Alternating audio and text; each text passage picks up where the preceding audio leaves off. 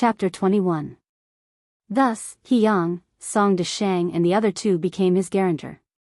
Since then, Gao Xiong had been looking forward to the arrival of the sixth young master every day, not for anything else but to prove himself. Today, she finally saw the sixth young master. She also obtained the Type 92 pistol that she wanted to touch but couldn't. How could she not cry and not run away? He patted Gao Xiong's shoulder and said, "Good job. In the future, the navy will be handed over to you." This wasn't to comfort him, but because Gao Xiong had a kind of charisma that could attract others. Just from this point, Yu Guang still lacked experience, so at present, appointing him as the head of the navy was a natural thing to do. The compliment made Gao Xiong burst into tears, but no one around him laughed at him, because they had also walked out like this. After comforting Gao Xiong, he went to see the new members of Cold Front. As usual, everyone was given a Type 95 pistol, which was a happy scene. At the same time, he learned from Gao Xiong that in the past 6 months, ever since they had gotten their new weapons, they had continuously defeated several nearby pirates and recruited some talents. Their numbers had increased from less than 30 people in the beginning to more than 300 people now. Of course, all the people were young and strong, and had no worries, completely meeting Yang Chendong's recruitment requirements. This was something that couldn't be helped. Before they had enough strength, it would be easy to be exposed if they looked for someone with a family. One day, after they had their own real base, they could look for someone with a family. Even all the soldiers had to have a family. This was a sustainable development. And this real base, Yang Chendong already had a target, which was not far from Fuzhou, Qiqian City. Today, Qiqian City hasn't been developed too much, the entire city's residents were only a few tens of thousands. But with a few hundred against tens of thousands, even if they won, they wouldn't be able to defend. Gao Xiong, you have to continue to expand your strength and recruit more soldiers. Is there a problem with the money? Reporting to the sixth young master, there's no problem with the money, we robbed a lot, so we're still rich. When the sixth young master goes back, you can take some back. Hee, it's just that we don't have enough weapons, and we don't have enough ammunition. Gao Xiong scratched his head with an embarrassed expression. With the Type 87 automatic grenade launcher, it was very satisfying to fight against other pirates. With a 6x30 scope telescope in hand, often the enemy didn't even notice them, and they could take the initiative to attack. Of course, they returned with a great victory, the enemy lost before they could even react. But the problem, the consumption of ammunition was too much. Whenever there was a battle, Gao Xiong would yell, "Bomb! Bomb!" However, when the battle was over, they would curse again, saying that these brats didn't know how to fight, and how many cannonballs they fired in this battle, etc. So, when the battle started, everyone didn't know what to do. As a result, close combat occurred. Even the Type 81 assault rifles were not willing to use bullets. Instead, they used primitive bows and arrows. Because of this, one of their brothers was injured in a battle. They had no choice but to use guns to solve the problem. Listening to Gao Xiong and Yue Guang's report, Yang Chendong shook his head. This is wrong. You know, a soldier's life is always the most valuable, and weapons are just an auxiliary means. If there are no more weapons, they can be made. If there are no more bullets, they can be produced. This time, I mobilized the craftsmen to solve this problem. But if a soldier loses his life, then there's nothing left, do you understand? Yang Chendong said sternly, which made Gao Xiong, Yue Guang and the others excited. They felt honored to have such a master. They also knew that in the next war, they didn't need to be too stingy with ammunition, so the safety of the soldiers would be more guaranteed. These words also imperceptibly raised the status of Li Xuanfu and Wu Gang. They believed that in the future, no one would be bad to them, and no one would find trouble with them. Next, in order to make Gao Xiong and Yue Guang feel relieved, Yang Chendong let Tiger's man unload the new cannons and ammunition one by one. Type 04-35mm automatic grenade launcher, weight 48 Gene, length 1023 mm, effective range 1750 meters, capacity 30 rounds. Type 75-82mm recoilless cannon, effective range 2000 meters. Type 75 105 mm recoilless cannon, effective range 7,400 meters. The reason why the howitzers and recoilless cannons were chosen was because the Navy's hull could withstand it. Otherwise, there would be more choices. In this way, when the shells were fired, the damage to the ship would be minimal, and at least the ship would not capsize.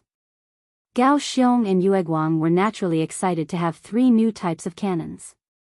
Even Leng Song and Ting Shan were greedy when they saw this. But today's army simply did not need these things. Even if they recently recruited some soldiers from the Navy, the number of soldiers was still less than 30. These people really did not need to be equipped with such powerful cannons. The cannons are given to you. Only veterans can operate them. As for the new recruits, they can use crossbows and crossbows first.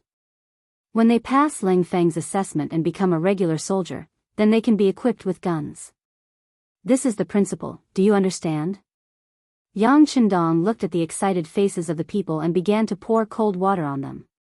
He absolutely could not let the new recruits touch guns. If there was any internal strife, it would be an irreparable loss. Yes, sir. Everyone replied. For the 6th young master, they all respected him very much. His words were like an imperial edict. Also, the cannons and guns are given to you, but the amount of ammunition is limited. I can't stay here for a long time. What if you use too much? Then you have to find a way to be self-sufficient. Those blacksmiths will be your suppliers. With their current abilities, it is impossible for them to make guns and cannons, but they should be able to make ammunition with some effort. In short, think of a way to get whatever they need. Other than not being able to use guns on land, you can do whatever you want on the sea. The Ming dynasty was still restricted from the sea. Naturally, they did not have to worry about doing anything that would provoke them. Therefore, it was fine even if they made a big move on the sea. Understood. Hearing that they could let the blacksmiths make ammunition, if they succeeded, the power of these weapons would be even greater. For a moment, everyone promised that the blacksmith's needs were everyone's needs. They would not hold them back. Seeing that everyone had expressed their stance, Yang Qindong was finally relieved. I am not worried about you guys doing things. Also, clean up this area as soon as possible. At the same time, send people to investigate the situation in Crimson City. We need to get a detailed map of the city's defenses. We also need to sneak in. Once the time is right, we will take over that place. This is good, this is good.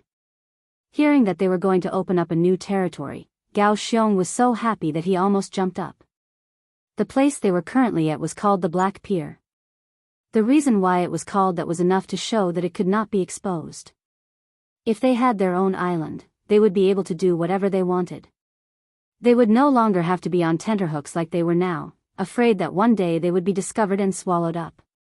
Seeing that everyone was so focused on the matter of taking over Crimson City, Yang Qindong knew that the morale of the troops could be used.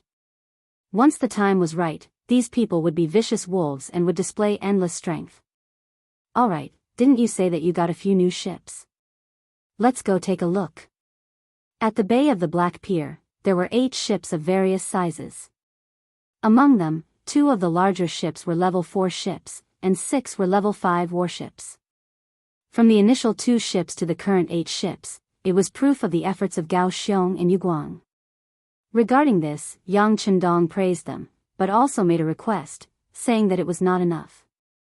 From the number of people to the number of warships, it was not enough. In response, Gao Xiong and Xiao Shan immediately expressed that with the addition of the new cannons, they would immediately go out to sea and become stronger. The previous Type 87 grenade launcher could shoot up to 1750 meters, and was called a mini-infantry cannon. It was powerful, but it was still a bit small. But now, with the recoilless cannon that could shoot up to 7,400 meters, they were naturally 100 times more confident. This meant that they could attack the enemy ships from a long distance. Before the people arrived, they were already scared.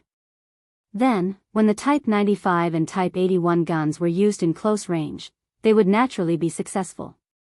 Yang Qindong saw that everyone was full of confidence, and also felt that it was a bit funny. Using the weapons of the future to fight the cold weapons of the present, occasionally encountering cannons. At most the cannons were the kind that loaded from the muzzle and did not have any rifling inside the barrel. It was really not a challenge. The inspection at the Black Docks allowed Yang Qindong to have a better understanding of his own strength. The number of official members who passed the cold front examination had reached close to 70, and there were still some who were passing the examination or preparing for the examination. Counting from this, it was only a matter of time before he passed the 100 mark. Perhaps not long after, the number of people would reach a few hundred, or even more. At that time, he would have a certain level of self-protection. With the advanced weapons given to them, even if someone wanted to harm him, they would only be courting death. Of course, before all of this became a reality, he still had to keep a low profile, and even curry favor with some people. Thinking about it, the gift that he sent to head eunuch Wang Jin should have arrived at the capital, Beijing. The capital, also known as Shuntian Prefecture. At this moment, in a courtyard not far from the palace, the old butler Yang Hai saw the tense Wang Zhen. Wang Zhen was the eunuch in charge of the ceremony directorate under Ming Ingzong Zhu Qizhen. He was once the director of the Eastern Palace, serving the crown prince, who later became Emperor Ingzong. Even the emperor, Ming Ingzong, affectionately called him Mr. It could be said that he had a stable position and held great power.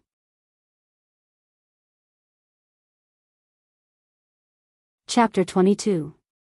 One day, Wang Zhen saw that the founding emperor, Zhu Yuanzhang, had set up a plaque that read, "Officials are not allowed to interfere in government affairs."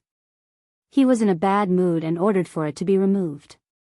The next day, everyone went to court and found that the founding emperor's letter was gone. However, they all remained silent. From this, one could see how powerful he was. Wang Zhen, date of birth unknown, was from Shaanxi's Yuzhou, present-day Hebei. He had once served the crown prince, Zhu Qizhen, in his studies. This person valued power and was especially concerned about how others viewed him. Thus, any official who was promoted had to give him a gift. Any official who returned to the capital also had to give him a gift. Otherwise, trouble would come knocking. Speaking of which, this was related to his background. During the final years of Yongle, the imperial court issued a decree. The general idea was that any official in the education bureau of each province or city who did not perform well could be transferred to the capital to become an official. There was such a good thing. If one could not make a name for themselves locally, they could actually be transferred to the capital to become an official. Of course not. The reason why no one cared was that the job they would do after being transferred to the capital was rather special: enter the palace to train female officials. What a joke. Even if this old man did not want to be an official, he could still be a commoner. Why would he want to be a eunuch in the palace? That's right, who would do such a stupid thing? However, there was someone who did it. He was Wang Zhen. He already had a wife and a child. Although he was not well off, he was not poor either. He could live his life peacefully. However, in his heart, there was an ambition that no one could understand. He was not sent to the palace to be a eunuch when he was young. Instead, he entered the palace after studying. He even entered the palace with a certain amount of debt. Since it was difficult for him to develop locally, he wanted to find another path. Needless to say, with his ability to observe people's expressions and patience, he really did make a name for himself. In the past, Yang Qindong did not know much about this person. However, he had a large warehouse with many historical books. Naturally, he found out about this person. After asking around, he found that it was indeed so. At that moment, Yang Qindong invited the old housekeeper, Ang Hai, to meet Wang Zhen. After all, Yang Hai had followed his master, Ang Rong, in the past and had seen the world. At that time, Wang Zhenyuan did not have the authority he had now. When he saw the three Yangs, he was always polite and courteous. It was appropriate for him to send Yang Hai, an old acquaintance, to present the gift. Yang Qindong's predecessor, Yang Dong, didn't know much about history. He also didn't know much about how things came to be. However, he had a large warehouse with books. There were also many ready-made books, materials, and even finished products for reference. Some things that didn't exist in the Ming dynasty could be dismantled, or reassembled. This was his biggest advantage. Naturally, he could create many new things. In Wang Zhen's home in the capital, Yang Hai saw Wang Zhen with a respectful expression, and Wang Zhen was extremely pleased.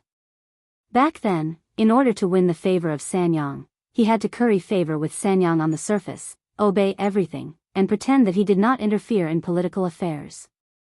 Every time he went to the cabinet to deliver the emperor's decree, he would pretend to be very respectful and careful. He would always stand outside the door and not enter the pavilion, which deeply moved Sanyang. Later, when Wang Zhen came to deliver the decree, Sanyang broke the custom and specially invited Wang Zhen to sit in the room. Now, he needed to look up. Now that the steward of that person had changed from arrogance to deference in front of him, it was far from the arrogance he had when he followed Yang Rong around. He felt a burst of refreshing feeling.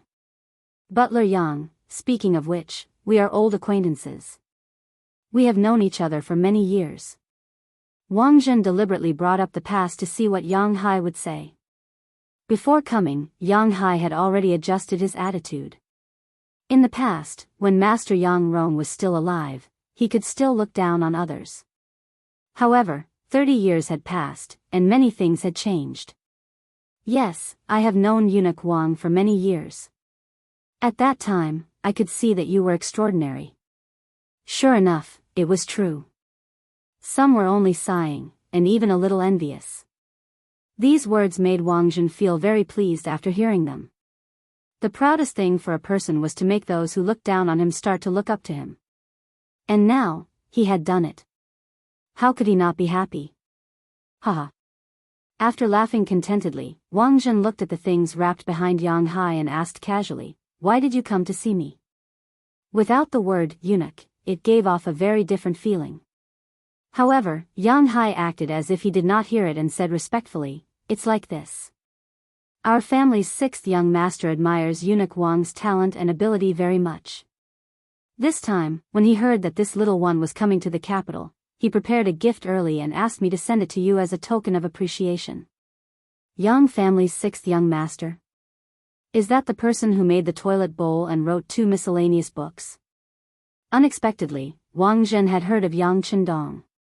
Yang Hai immediately showed a flattered expression and said, "If our family's sixth young master knew that eunuch Wang still remembered him, he would be so happy that he would not be able to sleep." Ha ha ha. Wang Zhen, who was flattered, was very happy that Yang Rong's descendant respected him so much. This is nothing. Speaking of which, the sixth young master is quite talented and has made a lot of noise. You don't know, but now the palace has started to use the toilet bowl. Even the emperor said that it was good. Is that so? Then it must be because of eunuch Wang's recommendation. Yang Hai said without taking the credit. Looking at Yang Hai, who was so sensible, Wang Zhen was happy. He liked to deal with sensible people. However, he was now more curious about what the sixth young master of the Yang family would give him. He thought that such a person should be extraordinary. In time, Yang Hai felt Wang Zhen's gaze on the gift. Immediately, he turned around and opened the package. Suddenly, 2 clear mirrors and 2 sets of beautifully packaged cosmetics appeared in the hall. This is a mirror. It can clearly reflect every part of a person's body. The effect is many times better than a bronze-level mirror. Also, there are 2 sets of cosmetics. Once a woman uses them, she can stay young forever and look even younger and prettier. There were not many gifts, only 2 items and 4 pieces. However, no matter which one it was, it could be considered a valuable gift. This made Wang Zhen blink his eyes. Excitement was already written on his face. He knew about the mirror. A few months ago, the Jianghu prefectural magistrate presented it to the emperor. At that time, Ingzong was so happy that he even went to take a good look at it every day before the court. Some of the concubines in the harem also liked it. However, it was impossible to buy it even if they had money. In order to please the emperor, Wang Zhen used some methods. He sent people from the East Palace to look for it, but there was no news. Unexpectedly, there were 2 of them at once. How could he not be happy? As for the cosmetics that could preserve one's youth, it was even better. If he gave it to the emperor, those concubines would fight for it. At that time, wouldn't he be the one who made the biggest contribution? Exclaiming about the effects and benefits of these gifts, Wang Zhen was very happy. Good, good. But where did these things come from? In response to eunuch Wang's question, our young master knows a foreigner named Zhang. He brought these things from the sea. Unfortunately, the journey was too long, so we only got these. Our 6th young master also said that if eunuch Wang likes them, he will find a way to send more to you in the future. Before coming, he had been told not to send too many good gifts. Otherwise, the effect would be greatly reduced. Of course, Yang Hai understood the meaning and knew how to say it. Hearing that these things came from the sea, Wang Zhen suddenly understood and nodded. He was wondering why there were so many people sent out, but there were no clues. It turned out that these things did not come from the great Ming dynasty. The Ming dynasty's sea route was cut off after Jianghu. As people kept mentioning the threat of the sea, fear of the sea became mainstream, and Wang Zhen was one of them. In his view, the army of the Ming dynasty was naturally able to dominate the land, but when it came to the sea, there were too many unknowns. Now that he knew the origin of these goods, he valued these 2 gifts even more. These were things that came from afar, and it was rare. It also showed the importance of Yang Chendong's intentions. Good, good. 6th young master is truly considerate. But do you have any requests? Wang Zhen was a smart person. It was precisely because of this that he did not believe that Yang Chendong, who had not even been to the capital, would want to send him gifts. As the saying goes, if one were to lower oneself to others, one must have a request. Seeing that Wang Zhen was in a good mood, Yang Hai knew that the time had come. He said, the Yang clan's matriarch passed away not long ago. As the youngest son, the 6th young master has to stay at home to take care of the family, so he won't be coming to the capital for the time being. However, before the matriarch passed away, she had a wish. She hoped that the 6th young master could take over the old master's mantle, work for the court, and be loyal to the emperor. She also said that if there was a chance in the future, he would learn from eunuch Wang. Ha ha ha. Wang Zhen laughed heartily. He did not believe that a good person would be willing to learn from a eunuch like him. However, since he had accepted the gift, he had to do something. Furthermore, it was such a valuable gift that he could not take it for free. This was also a kind of professional integrity. Besides, this request was not too high. He just wanted an official position. Just based on the fact that his father was Yang Rong, an auxiliary minister of the 5 dynasties, his family should have been treated with evil. Alright, this duke understands. If there is a chance, this duke will ask the emperor for a job for the 6th young master. Thank you, eunuch Wang. In addition, the 6th young master's Yang Bao is about to enter the capital, but there are some people who criticize it, saying that some of the things written in it are not Confucian. But in truth, most of it records matters of loyalty to the emperor, as well as the glorious achievements of my great Ming dynasty. It is accompanied by a few fabricated stories to make people laugh. Speaking of which, this is just something that the 6th young master casually wrote. It has no other meaning than to make a name for himself. Sir, you also know that the 6th young master is only 16 this year. In addition, 20% of it belongs to eunuch Wang.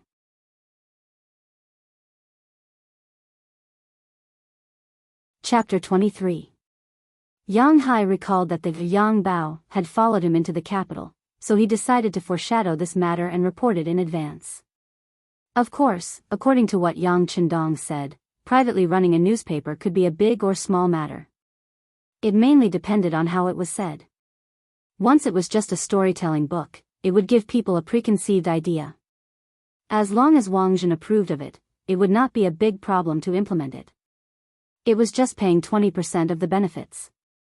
In the long run, it was worth it. When he first heard Yang Chendong's instructions, Yang Hai was shocked by the 6th young master's generosity. He directly gave away 20% of the benefits. Only a person with great courage would be able to do it. He even saw the sixth young master's boldness from this matter. He hated that he was old and could not follow the sixth young master for too long. Otherwise, he would definitely bask in the glory of the sixth young master. But fortunately, his son Yang Neng was also capable and young. He could follow the sixth young master in the future. Presumably, he would not have to worry about food and clothing in the future. He told Wang Zhen about the Yang Bao and said that he would give 20% of the benefits. Suddenly, Wang Zhen's eyes narrowed and the corner of his mouth twitched slightly. Okay, I will pay attention to this matter. Yang Hai knew that since Wang Zhen said that he would pay attention to it, there would be no problem. He immediately expressed his gratitude again and then tactfully left. When there was no one else in the room, Wang Zhen's face returned to its serious state. Come. After the voice fell, a person flashed out of the dark room. He was wearing a flying fish robe and holding a spring-embroidered saber. He half knelt and said, I will listen to your orders. Ji Guang, immediately go and investigate the Yang Bao. See what it is, who is against it, and who is supporting it. Investigate clearly and report back to me. Wang Zhen's eyes narrowed into a line. Without investigation, there was no right to speak. He would not let things go just because he accepted some things from Yang Chendong. He believed in the conclusion of his own investigation. Ji Guang was his private party. He was originally the commander of Long Qing's right guard, Qian Shi. Later, he was promoted to Governor Qian Shi. Because it was convenient to use him, he was transferred to the position of Qian Shi in the Brocade Guards, a lower third-rank official. It was worth mentioning that in the first month of that year, the hereditary position of eunuchs was officially implemented. Ingzong gave Wang Zhen's nephew, Wang Lin, the commander of the Imperial Guards, Qian Liang, Gao Reng's nephew, Gao Yu, Chao Jixiang's brother, Chao Zheng, and Kai Zhong's nephew, Kai Gu. The emergence of this system raised the status of the eunuchs to almost the same as the important ministers. Without a doubt, Wang Zhen was the boss of these people. Naturally, his subordinates would carry out his orders unconditionally and do their best. Wang Zhen wasn't worried about being deceived by Ji Guang's investigation. This was also because it was his first time dealing with Yang Chendong, so he had to be careful. This subordinate understands. Ji Guang replied, then retreated without any signs of life. Wang Zhen was left alone in the hall. He smiled and said, the sixth young master, Yang Jitong, Yang Chendong. Interesting. If you abide by the law, I won't be stingy and give you a good fortune after accepting your gift. With Yang Hai's appearance in the capital, Yang Bao soon appeared here. In order to make it easier for the people in the capital to read, it started from the first issue. The appearance of Legend of the Condor Heroes and Xiao Li's flying dagger naturally attracted the attention of the people in the capital who were lacking in spiritual food. This was because of the geographical location. Yang Bao was already so famous in Jianghu, but because it was too far away from the capital, no one knew about it. This was unlike the modern age where the internet was so developed that even the smallest matter could be hyped up and made known to everyone.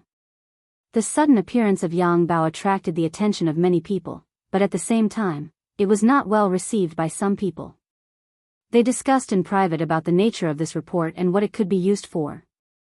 It was just that the emperor hadn't said anything, so they couldn't make up their minds and didn't know what to do.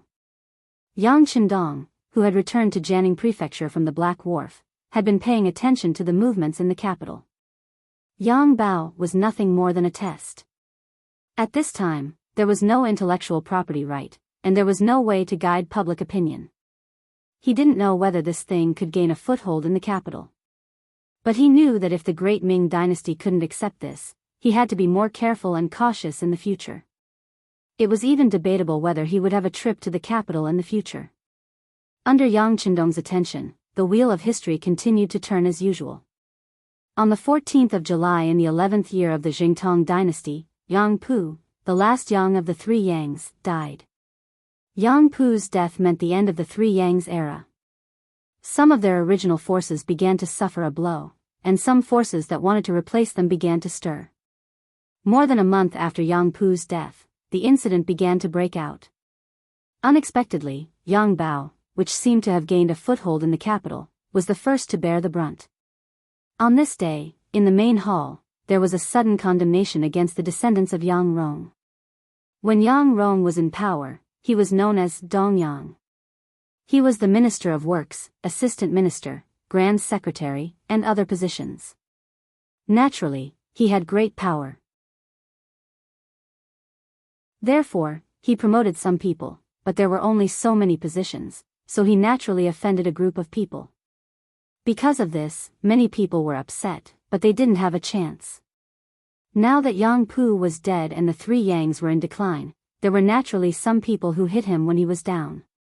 Some people even mistakenly thought that their actions should be in accordance with Wang Zhen's wishes. Because in the third year of the Jingtong dynasty, there was a fierce struggle for power in the court.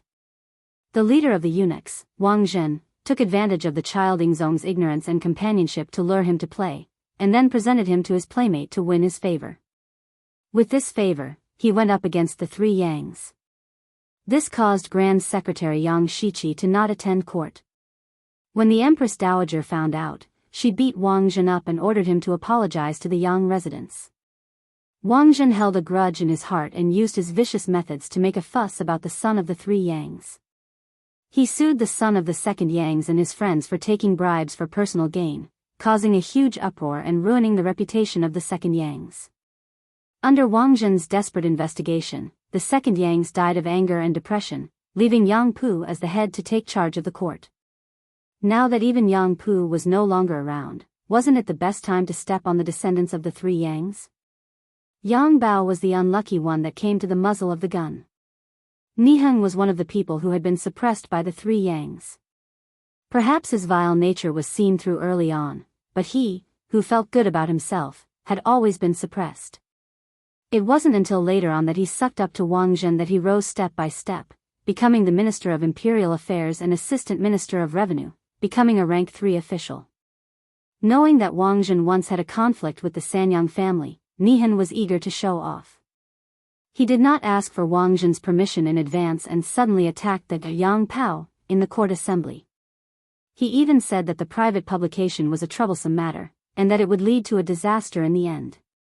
When the officials, including Yingzong, were all confused, Niheng said that the reason why Yang Bao appeared and was discussed by everyone in the streets and alleys of the capital and was even sought after by a portion of people was because it had a dark background.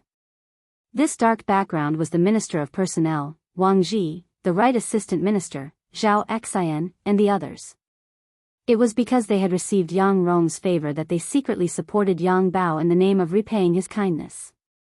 Niheng's sudden move stunned Yingzong, the officials, and even Wang Zhen. Everyone knew that Niheng had relied on Wang Zhen to get to his position. Because of this, everyone thought that it was Wang Zhen's idea. Many people immediately shut their mouths, afraid that they would be implicated. Wang Ji and Zhao Xian originally didn't want to speak, but this matter involved them, so they had no choice but to speak up. Niheng, you are slandering me. It's only because you did things unfairly that I couldn't help but say a few words to you. You are taking revenge here. Your actions are too vulgar. Besides, when have I ever had any contact with the sixth young master of the Yang family? I don't even know him, so what you are saying is nonsense. Zhao Xian walked out from the group with a face full of indignation. Many people knew that there was a grudge between Niheng and Zhao Xian, the director of the Ministry of Appointments.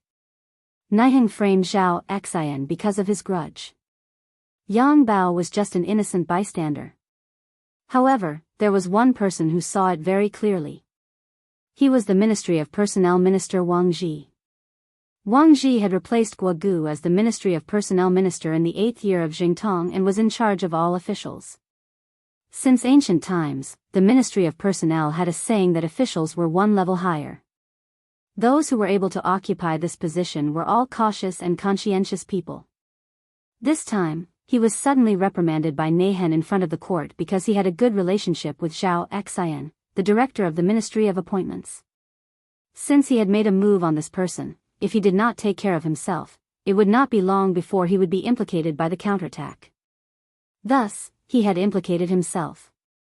After thinking through the crux of the matter, he was worthy of being a minister. He didn't argue with Niheng like Zhao Xian. Instead, he stood out and said solemnly, "I did not know about the matter of Yang Bao. It's just that I've read a few magazines recently, and it's just that there are two interesting stories in them. They also talked about the might and glory of our dynasty and did not do anything to harm the country.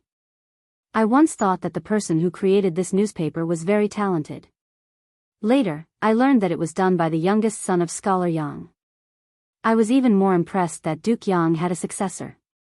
Thus, I boldly suggest that the court should promote more talented young people to be used by the country." After speaking, Wang Ji placed the ceremonial tablet on the ground. Then, he knelt down and buried his head deep in the ground. He saw the crux of the matter with one glance. "Didn't you, Niheng, attack me with the dark background of Yang Bao? Then I will solve the problem from the root and clear the name of Yang Bao. Let's see what other tricks you have."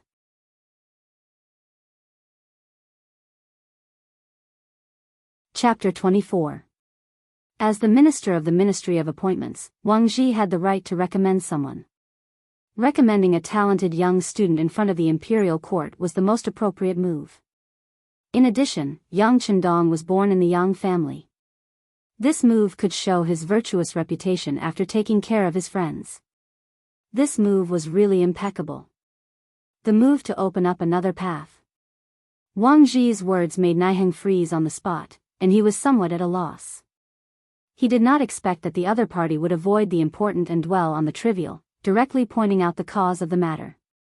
This was completely different from what he had thought before. Niheng thought that whether it was Wang Ji or Zhao Xian, they would first find a way to escape and clarify their relationship with Yang Rong. In this way, it was bound to arouse the dissatisfaction of some of the pro-Yang faction in the imperial court.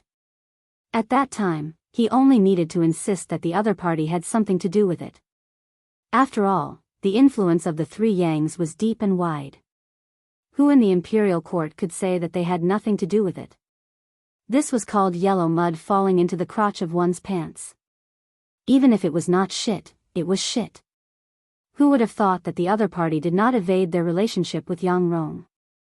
Perhaps they could not evade it, so they simply took the opportunity to recommend the sixth young master of the Yang family. As a result, his wishful thinking was completely ruined. Wang Ji was worthy of being a minister. Avoiding the important and dwelling on the trivial, and opening up another path completely ruined Niheng's goal. This also made him feel that the situation was not right. He had to look at Wang Zhen, who was standing next to the emperor, for help. At this time, Wang Zhen's old face was stiff, but his heart was abnormally angry. Ji Guang had already investigated the matter of Yang Bao. The result was naturally that it was a story, and a serial article that told a continuous story. Although it recorded some miscellaneous knowledge, it had nothing to do with the system of eunuchs. For a literary magazine like this, there was no threat at all. It could even be said that it was a business method. At least for a few months, it had made a lot of money for Wang Zhen. This made Wang Zhen very happy. Because this was different from bribery, this was a share of the money that he had obtained with his own ability. It was regarded as a legitimate source of money. Wang Zhen was secretly happy about this. And just a few days ago, he even received 2 copies of Yang Bao from the people and gave them to the emperor. Ying Zong was also attracted by The Legend of the Condor Heroes. After all, Ying Zong was still a child, only 19 years old, and he also liked stories of gratification and revenge. Because of this matter, Ying Zong even asked his teacher, Wang Zhen, to find the complete draft of the condor shooting. He wanted to read it to his heart's content. Taking advantage of this opportunity, he deliberately put in a few good words for Yang Chendong, so that he did not accept these gifts in vain. First, let Ying Zong have such a person in his heart and slowly form a good impression of him. At that time, being promoted to an official would be a matter of course. Seeing that everything was going smoothly, Niheng suddenly jumped out and almost ruined his plan. How could he not be angry? Of course, what made Wang Zhen even angrier was that Niheng did not inform him before doing this. This was completely an act of his own volition. It could also be seen that Nihan did not care about him at all. Since that was the case, why would he care about it? Now that he saw Nihan's pleading eyes, he really wanted to slap him and have the Eastern Palace guards arrest him. His heart was filled with hatred, but Wang Jun could not do this. Everyone knew that Nihan had sided with him. If something happened to him today, wouldn't people think that he was weak? In this way, it was inevitable that there would be sudden changes, and it would be detrimental to the peace. Just because his heart was filled with hatred, it did not mean that Wang Jun would not punish Nihan. At the very least, he wanted to teach him a lesson through this matter. Therefore, he turned around and said to Yingzong with a smile, "Your Majesty, Minister Wang is right. The sixth son of the Yang family, Yang Jitong, for the sake of the reader's pleasure, from now on, he will only be called Yang Chendong, is indeed a talent. If such a person can be used by the court, it will be a great thing. As for Nihan and Zhao Xian, roaring in the court is really disgraceful. They can each be beaten 5 times with a rod and thrown out of the court." Good, teacher is right. This emperor also has the same thoughts. Come, drag Nihan and Zhao Xian away and beat them 5 times with a rod each. Yingzong sat up straight and spoke with the appearance of a wise emperor. As soon as he finished speaking, the brocade guards came forward and dragged the 2 of them out. From beginning to end, the 2 of them did not speak. Zhao Xian did not dare. He was afraid that if he shouted, it would only make the rod more severe. However, he was still in a state of confusion. From Wang Jun's words, he finally understood that his master seemed to have some relationship with Yang Chendong. It was hateful that he didn't even understand before making a move. This was simply asking for trouble and even asking for trouble. The 2 of them were dragged away. The handsome and imposing Yingzong's gaze fell on the Minister of Personnel, Wang Ji. "Minister Wang, this person was recommended by you. What position should we give Yang Chendong?" Because he had read the book Condor Shooting, Yingzong had a good impression of Yang Chendong. This matter was suggested by Wang Ji, and Wang Jun agreed. How could he object? Wang Ji raised his head, and a few titles flashed through his mind. Speaking of which, Yang Chendong was still too young. He was only 16 years old, and it was very difficult for him to be given an official position. Today was just a coincidence. However, since the emperor asked, he needed to give an explanation. He said, "Your Majesty, this subject believes that Yang Chendong is very intelligent. He became a scholar at the age of 13. He should be able to take up the position of governor of Jianghu Prefecture. After he is done with his family, he can be transferred to the capital." The governor of Jianghu Prefecture was a 9th-rank official in charge of administrative and civil affairs. However, there was no mention of the previous governor being transferred away. This meant that this position was originally just a position without any real power. It could also be called a scattered official. The biggest difference was that there was an additional official position. Yes, Minister Zhuqing. Yingzong nodded his head. Towards a 9th-rank official, he really couldn't bring up the slightest bit of interest. The court was dismissed. At this time, Nihan and Zhao Xian had been sent out of the palace. The officials also acted as if nothing had happened and returned home. However, what they did not know was that history had changed a little. In history, Nihan had a grudge with the Ministry of Personnel's Dr. Zhao Xian. He framed Wang Ji and Assistant Minister Chao Yi, and they were both imprisoned. They both suffered a little. Later, Yingzong treated them leniently, and Wang Ji and Chao Yi were reinstated. They only took Zhao Xian and Nihan's salary. However, because of the appearance of Yang Bao, Nihan took action in advance and did not implicate Chao Yi. Fortunately, this change was not very big. At least, the general direction of history did not change. Otherwise, Yang Chendong would have a headache. The officials returned home. The Minister of Rights, Hu Ming, also returned home in his official sedan. As soon as he entered the residence, Hu Ming called the housekeeper and asked, "Go find Yan and ask for a copy of Yang Bao. Bring it to my study." Hu Ming had heard about the Yang Bao before, but he did not care about it. In his view, it was far from the orthodox way of Confucius and Mencius, and he disdained to hear about it. However, what happened in the court today made him curious about the Yang Bao. Thinking that his granddaughter had talked about it more than once, he prepared to find a copy to read. The housekeeper quickly went to the young Mrs. courtyard in the backyard. He met the young Mrs. maid, Xiao Qing, and told her that the master wanted to read the Yang Bao. Wait. Xiao Qing was a capable maid. The young girl in yellow was always smiling. Her skin was whiter than snow, and her eyes were like a pool of clear water. She turned and ran to the young Mrs. boudoir. In the room, there was a 14 or 15-year-old girl. Her delicate and elegant face was rosy, and her sandalwood lips were pink. It was inevitable that she would be lost in reverie. At this moment, she was holding a black newspaper and reading it. From time to time, the corners of her mouth would curl up slightly, showing the joy in her heart. Young Mississippi, perhaps because Xiao Qing ran a little faster, she was panting as soon as she entered the boudoir. Her large chest was constantly rising and falling with her rapid breathing. Xiao Qing, what's wrong? What made you so anxious? The young girl seemed to be complaining, but after she finished speaking, she softly leaned forward and said, "Could it be that you've taken a fancy to a young and handsome man?" After she finished speaking, the young girl couldn't help but giggle. The maid, Xiao Qing, frowned and her face fell. She said with an unyielding expression, "Young miss, you're making fun of Xiao Qing again. I've already said that I will follow young miss for the rest of my life. I will not marry." "Ah. Don't tell me you want to warm the bed of my future husband? Bah. You really don't know shame." The young girl was Hu Yan, the granddaughter of the Minister of Rights, Hu Ming. What?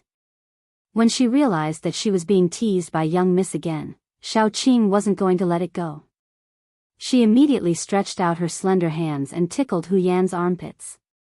Although this was the social practice of the time, the personal maid who married into the family could actually warm the bed of the new son-in-law on behalf of their young mistress. However, there were some things that couldn't be said. How could a thin-skinned person endure it? Only Hu Yan and Xiao Qing, who had grown up together, could make such a joke. If there was a trace of misunderstanding between the master and the maid, such a joke would only increase the conflict between them. Xiao Qing's hand moved and for a moment, the two girls were playing together. Waves of giggles could be heard incessantly.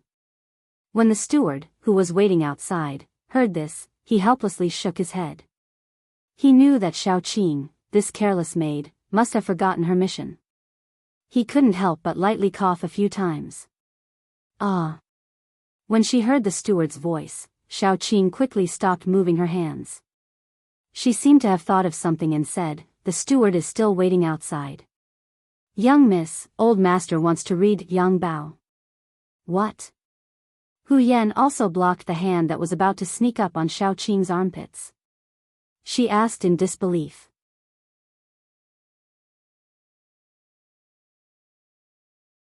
Chapter 25. Yang Bao had been in the capital for quite some time. However, Hu Yan, who rarely left the house, didn't know about it at first. At that time, it was very important for women not to leave the house. But one day, when she entered her father's study to help clean, she accidentally saw a copy of Yang Bao on the table. Hu Yan's father was Hu Zhao's eldest son, Hu Changning. At that time, he held the position of protector of the Brocade Guard and was a fourth-rank official. As a member of the Brocade Guard, it was necessary for him to have political awareness and vigilance. For something as new as Yang Bao, it was impossible for him not to study it. Therefore, he brought a copy of Yang Bao back home. However, other than the wonderful story and some general knowledge about life, he really couldn't see any negative thoughts in it. Therefore, he casually put it on the desk. He didn't want to become a treasure in the eyes of women. Speaking of a treasure, it naturally referred to the wonderful stories inside. This was also the tragedy of society at that time. Women only paid attention to the 3 obediences and 4 virtues. They could only read women's commandments, internal discipline, analects of women and other boring books. They had long been bored of reading similar books. Suddenly, there was an edition of Shooting Condor and Xiao Li's Flying Dagger. Among them, the silly Guo Jing and the affectionately Xuanhuan made Hu Yan unable to put them down. She felt as if she had seen another world. It was full of novelty, curiosity, and amazement. Soon, this issue of Yang Bao was finished. She could even recite it backwards. At this moment, Hu Yan only hated that there was only this one issue. Moreover, this was neither the first nor the last issue. This story really had no beginning and no end, and it made people unhappy. This unhappiness quickly turned into anxiety. She anxiously waited for an entire afternoon. When her father finished his work and returned home in the evening, she anxiously begged him, saying that she wanted to read more of Yang Bao. Hu Changning was the eldest son of the Hu clan. He was deeply loved by Hu Shao and greatly favored by the emperor. Because of this, he entered the important department of the brocade guard. Don't be fooled by his stern face when he was working, giving people a feeling that strangers shouldn't get close to him. In fact, he was cold on the outside but warm on the inside. He was especially fond of his little daughter. Faced with Hu Yan's seemingly unreasonable pestering, Hu Zhangning finally gave in and promised to bring more copies of Yang Bao home. With Hu Zhangning's guarantee, Hu Yan was happy. Her father even used his privilege to find the first issue of Yang Bao, which satisfied her request. The story finally had an end. But because Yang Bao had only been developed in the capital for a short period of time and had yet to reach the finale, she could only wait in torment. The Yang Bao was not published once a day, but once every 5 days. One could finish reading the entire Yang Bao in less than an hour. The following 4 days would be a long wait. During this time, Hu Yan also had some thoughts and went to research the person who wrote this story. It was written very clearly in Yang Bao that the Condor Shooter and Xiao Li's Flying Dagger department were written by the same author. It was Yang Qindong, the youngest and 6th young master of the Yang clan. Hu Yan had heard her grandfather talk about this person. It was said that he had become a scholar at the age of 13. At that time, Hu Shao was very envious of him at home, saying that Yang Rong had a successor. Hu Yan's memory was not bad. Just by hearing this, she had some impression. Since Yang Qindong was the author, Hu Yan couldn't help but be curious about how this person's brain worked. What was in it? How could he come up with such a wonderful story? She wanted to know more about Yang Qindong, so she went to her grandfather's place, hoping to find out more about him. What kind of person was Hu Shao? It was not an exaggeration to say that he was a shrewd person. In history, to be able to hold the position of Minister of Rites during the Ming Xuanzong dynasty, he had experienced the 4 dynasties of Emperor Ying, Emperor Jing, and Emperor Xian for more than 30 years without falling. How could ordinary people compare to him? When his granddaughter, Hu Yan, appeared, just a few words from her made him feel a trace of a different flavor. He also asked a few words and found out about the Yang Bao. Only then did he know why his granddaughter wanted to know about the Yang clan's 6th young master. This was the first time Hu Shao heard the name Yang Bao. However, he had never paid much attention to it. What kind of good thing could a 15 or 16-year-old youth write? What kind of thing was worthy of his attention? Therefore, even though his granddaughter had recommended it several times, he had never looked at it. Today's court assembly had started with Yang Bao and ended with Yang Bao. Yang Qindong had become the governor of Jianghu Prefecture at the age of 16. Although it was a very small 9th-rank official, it was undoubtedly an official's position. Moreover, he did not rely on his family to obtain it. This naturally piqued Hu Zhao's interest, and he wanted to see what was written in Yang Bao. In particular, Hu Zhao's sharp senses told him that Wang Zhen seemed to have a good impression of the Yang clan's 6th young master. This was the most inconceivable thing to him. Who in the court did not know about the conflicts between Wang Zhen and San Yang? In the past, whenever it involved San Yang, no matter who it was, they would be trampled on by Wang Zhen. However, as Yang Rong's son, the most direct descendant of his family, he was fine.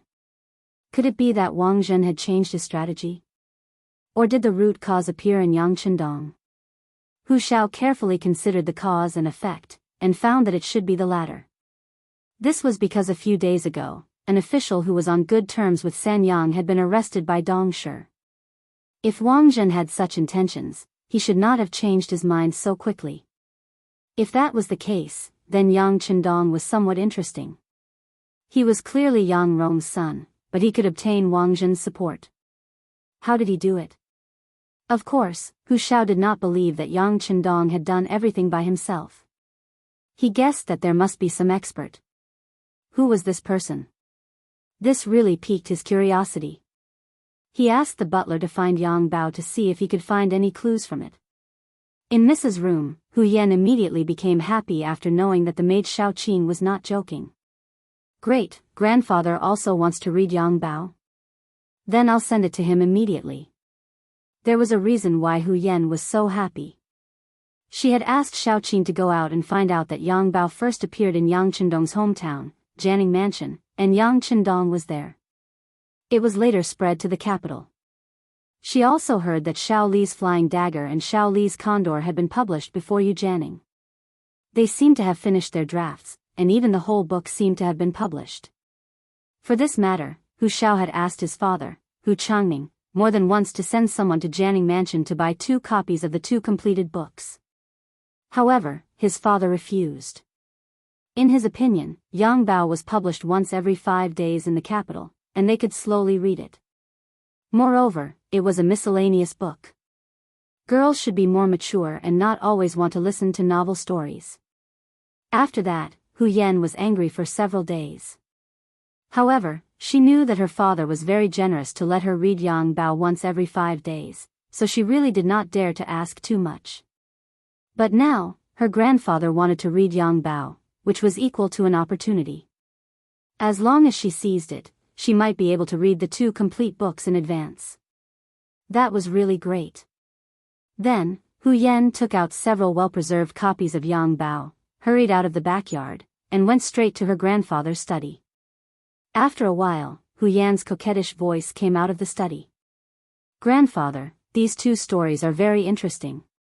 For example, Shao Li's Condor is about the struggle between the Han people and the Mongolian Yuan Empire. It shows a kind of national integrity, but I don't know what the ending is. Blinking her beautiful big eyes, Hu Yan had an aggrieved look on her face. Hu Shao shook his head gently. How could he not see that his granddaughter was playing hard to get? She wanted to take the opportunity to ask him to get the complete books of Shao Li's Flying Dagger and Shao Li's Flying Dagger. He had heard that the complete books had appeared in Jianghu before. Although there were not many of them, they could not be considered too few. At least for someone like Hu Shao who had been in the officialdom for decades, if he wanted to get it, he could find a way. However, Hu Shao still did not have the intention to agree. He wanted to see how Yang Bao was first.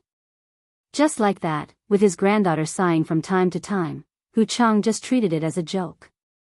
He sat in the armchair and slowly read Yang Bao. However, only he himself knew what he was really thinking. This scene was not just happening in the Hu residence. After today's morning court, Hu knew how many important ministers and officials in the capital began to search for Yang Bao.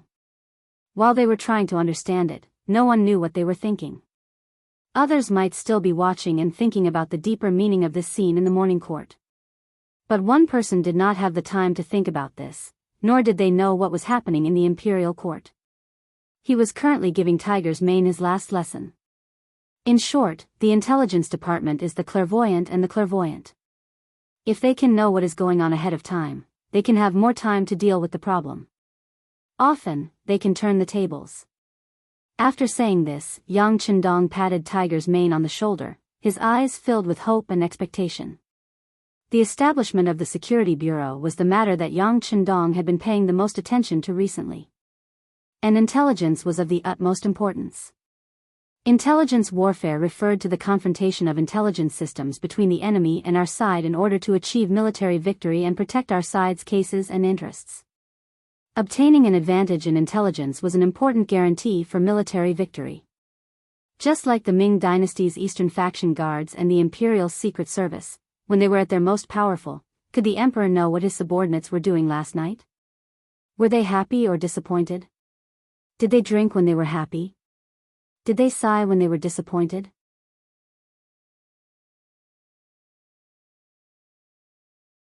Chapter 26. Being familiar with all the situations of the staff played a very positive role in better controlling them and understanding them. Yang Qindong wanted to establish the security bureau, first of all, for his own safety, and to use this department for his own use. Naturally, the person in charge became the top priority. After thinking about it, Tiger's Mane was chosen. Not for anything else, but because of his loyalty. Yang Qindong had no doubt that if someone wanted to kill him, Tiger's Mane would be like a motionless wall, blocking in front of him. If he couldn't trust the person who accompanied him since childhood, then who in the world could really make him feel at ease and truly believe? Tiger's Mane was chosen, and then he was singled out by Yang Qindong and trained for a long time. At the same time, Yang San was also trained. This person's character was calm and taciturn. In some ways, such a character was suitable for intelligence work, so he was trained as Tiger's Mane's deputy. Because the two of them were ignorant about intelligence, Yang Qindong taught them step by step, and it took them 2 months to finally give them a deeper understanding of intelligence issues and how to operate. At this point, the Security Bureau was established, and Tiger's Mane became the first director, and Yang San was the deputy director. For the time being, there were only 2 of them in the entire Security Bureau. But Yang Qindong believed that it wouldn't take long for this department to grow. In order for this day to come sooner, he took out 10,000 taels of silver at once to show his support for this day. Many things were on the right track, such as Yang Bao and the Four Seas restaurant, which could be described as making a lot of money every day. However, even so, compared to the gains of Gao Xiong's navy, it was still a small matter. Robbery is always the fastest way to make money, this is an indisputable fact. With money, naturally, you have to do what you like to do, what you should do. What he liked to do was naturally to breathe freely. He wanted to enjoy everything as much as possible while also bringing his influence to the world. Leaving his name in the annals of history was the goal of many people. Speaking of which, Yang Qindong did not have any ill feelings towards Great Ming. Compared to other dynasties, it was still much better. Compared to the political marriage between the Han and the Tang, the alliance between the Tang and the Song, they showed their unyielding character. They did not engage in political marriage, did not compensate, did not cede land, and did not pay tribute. The Son of Heaven guards the gates of the country, and the monarch dies for the country. Just how heroic was this? Everyone who heard this couldn't help but tremble in excitement. Yang Qindong naturally admired such a country. Unfortunately, prosperity was followed by decline.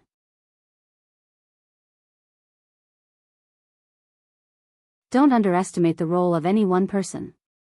Often, big things are caused by small people. Perhaps a street gangster, a peddler, a street sweeper, or even a beggar will play a key role in certain situations.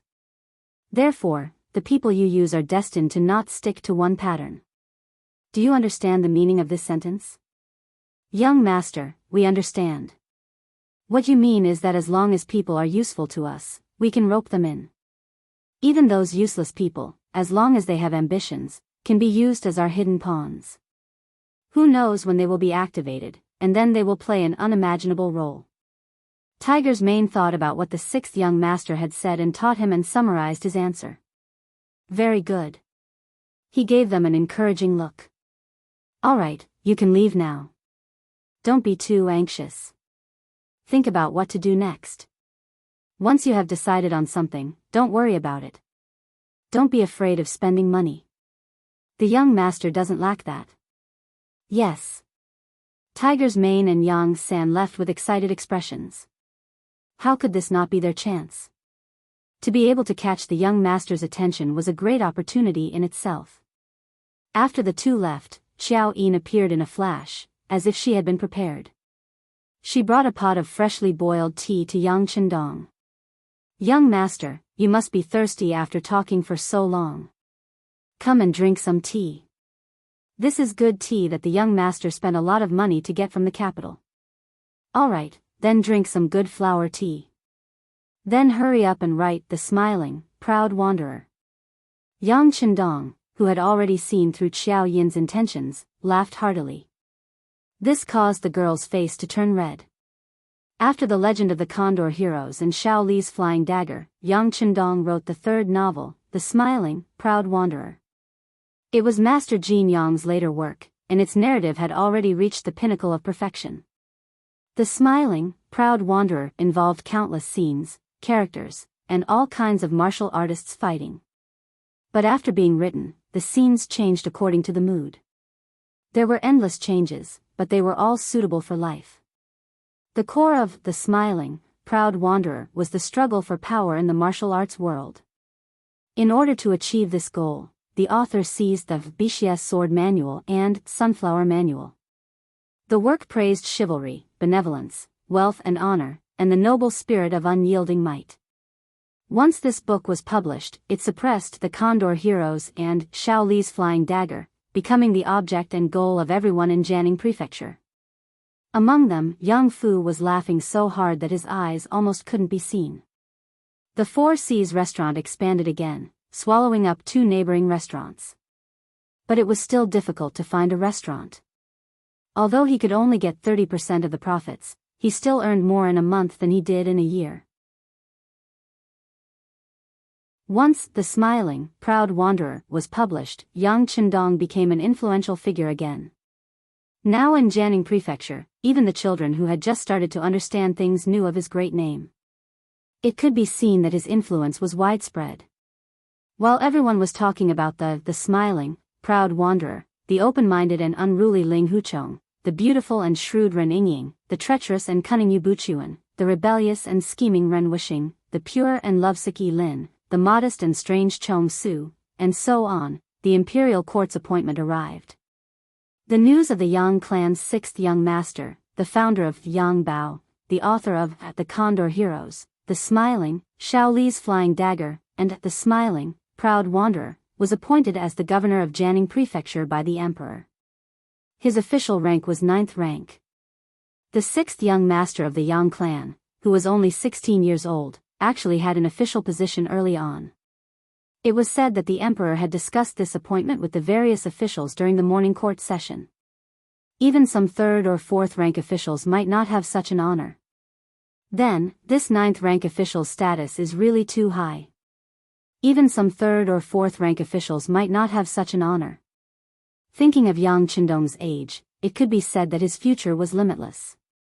Therefore, once the appointment was announced, the Yang clan's old residence's gate was trampled flat by the nobles of Jianghu Prefecture. Some even found matchmakers, wanting to marry their daughters and relatives' daughters to the 6th young master. It could be seen that there were really a lot of smart people. Everyone wanted to invest in a potential stock, hoping to get more returns in the future. In the front courtyard of the Yang clan's old residence, Yang Hai was so happy that he couldn't close his mouth. As an elder of the Yang clan, he had personally experienced the Yang clan's rise and fall. Especially when the mistress, Yang Liushi, passed away, the one she couldn't forget was the young 6th young master. But who would have thought that in just over a year, Yang Chendong would be so promising? He had an official position at the age of 16. Even when his old home was still alive, it couldn't compare. And today's prosperous scene in the Yang clan's courtyard was probably something that only happened when the old master was in his golden age.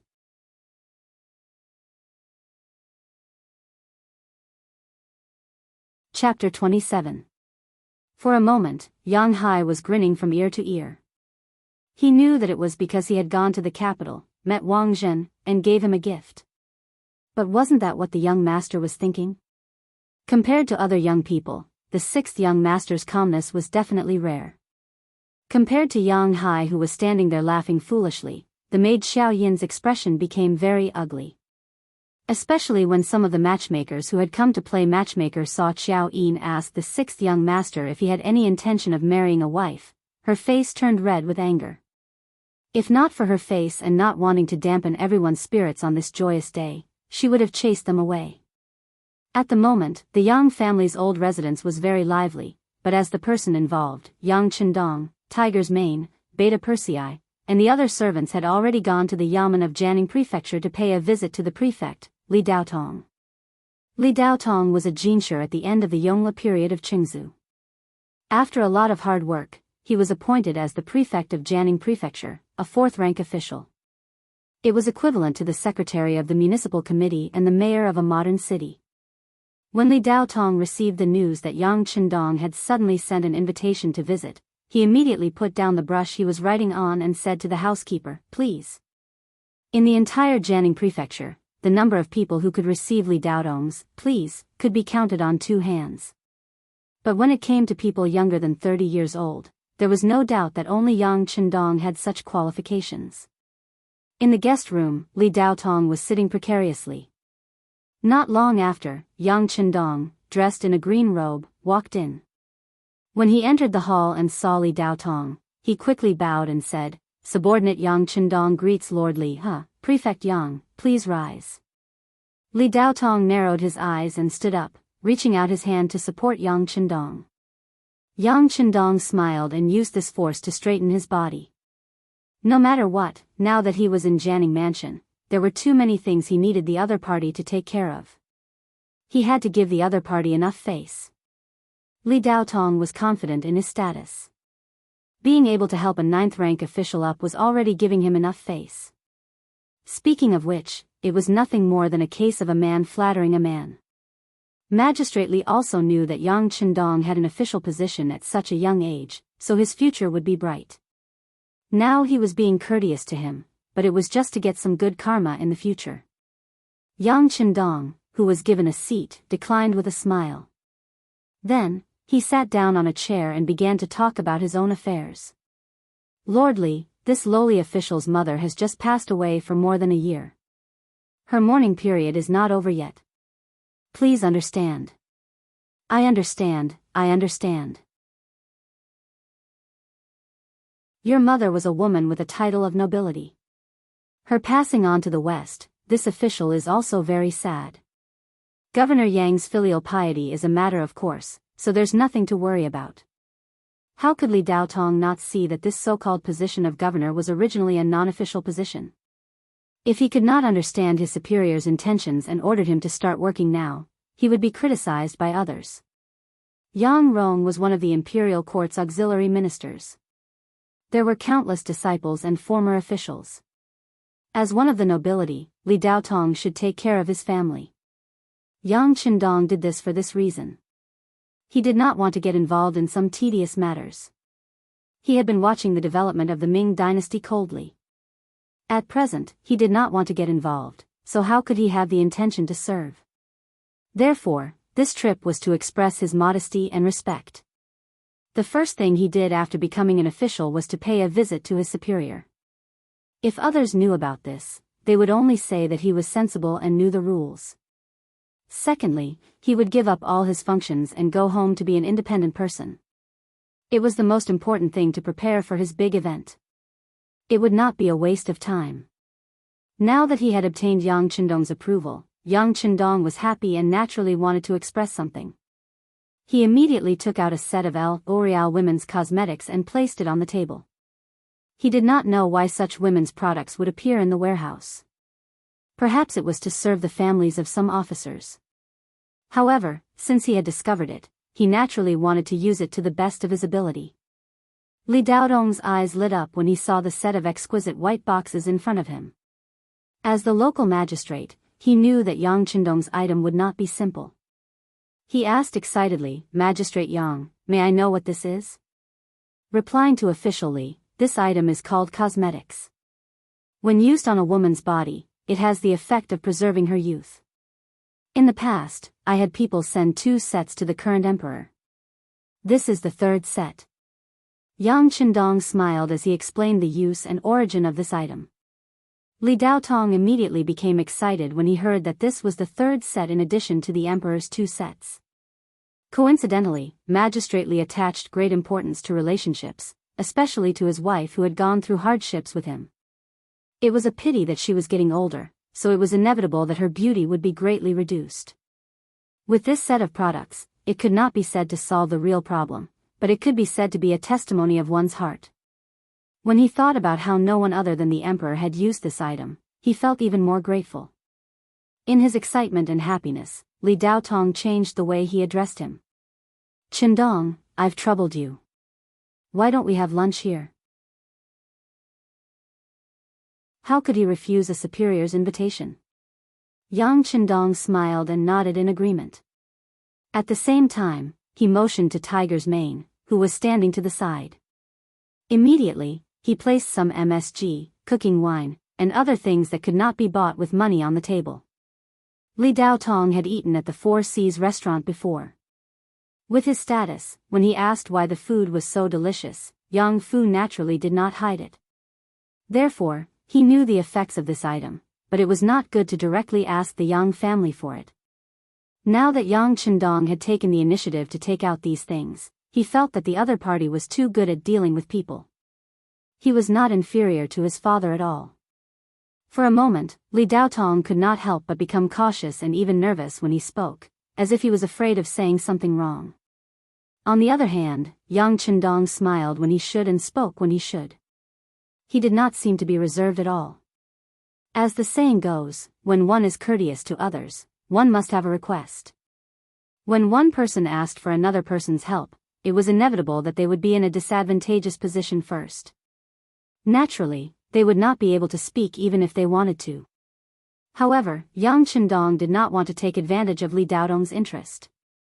Even if he did not come today, with the name of Ding Yu at home, no one could do anything about it. Since he was so calm, it was natural when they got along, and he even had the intention of gaining the upper hand. This scene was seen by Tiger's Mane, Beta Persei, and the others who were standing at the side. Everyone was amazed. They admired the sixth young master's calmness and nonchalance. Yang Qindong had an official position, and since then, he acted more freely. The people of the Yang family's old mansion also felt proud of him. When they walked out on the street, their chests were raised a little. From Magistrate Li's mansion to the Yang family's old mansion, Yang Qindong continued to keep a low profile. Even when guests came, he recommended them on the grounds that he was not feeling well. However, only the old butler Yang Hai, Xiao Yin, and a few other people who were familiar with him knew that the sixth young master was not in the old mansion at all, but had left. As for where he went, they would never ask. In their eyes, the sixth young master was a person who did great things. Everything he did was not something they could explain. At the Black Wharf by the Sea of Fuzhou, Yang Qindong had not appeared here for more than half a year since the last time he left. As soon as he appeared this time, he felt that someone was spying on him from 10 miles away. Then, as expected, someone came out from the dark. There were even 2 people hiding by the sand, using the camouflage there. Even if they were 5 steps away, it would be difficult to discover them. "Hello, young master." There were a total of 8 soldiers in charge of security, and 3 of them were members of the Cold Front that he had personally trained. Yes, you have to be vigilant at all times. You have to know that once the enemy appears, they will never notify you in advance. Yang Qindong smiled and nodded. He knew that under normal circumstances, there were 10 guards in a squad. Only 8 people appeared here, which meant that there were 2 people hiding in the dark and did not take the initiative to come out to greet him. Logically speaking, being able to meet the 6th young master was an opportunity to show their faces, but they would rather give up such an opportunity and still carry out the task of being on guard. This alone was enough to make Yang Qindong feel gratified. "Each of you will be rewarded with 5 taels of silver, and the other 2 brothers will be rewarded with 10 taels of silver each." Generous rewards and fair punishments were always an important way to capture people's hearts. Now that Yang Qindong was not short of money, he naturally did not hesitate to spend it. "Thank you, young master." Thump, thump, thump. The 8 guards were all delighted.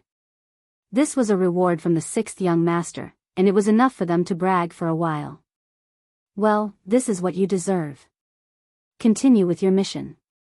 Yang Qindong waved his hand and smiled as he led Tiger's Mane, Beta Persei, and Yang Si to the Black Wharf. Yang San stayed in Jianghu Prefecture to set up the security bureau, while Yang Wu and Yang Lu were responsible for the safety of the Yang family. Under the division of labor, Yang Chendong only appeared a few hundred miles away with the three of them. But even so, if anyone had any ideas about the sixth young master, they would be making a big mistake. With the large warehouse and advanced weapons in hand, no matter how many people came, they would not be able to do anything to them. It was not an exaggeration to describe the Black Wharf as the speed of Shenzhen's reform and opening up 8 years ago. It had only been half a year, but several factories had already been built. Among them was the arsenal. At present, they could only make bows and crossbows, but with Gao Xiong's continuous supply of iron and copper from the sea. With no shortage of resources, innovation was only a matter of time. The person in charge, Wu Gang, was one of the old people. Cement factory. With a lot of knowledge provided by Yang Chendong, the first batch of cement had already appeared and passed the inspection. Now, more students were being trained to ensure that once a new base was established, a large number of people who knew about cement could immediately use it. The person in charge of this was a person called Jing Guang, who was originally recruited by the old butler, Ong Hai, when he went to the Ministry of Works in the capital. Yang Rong was the Minister of Works for a long time, so he still had the ability to hire a few idle people in the ministry.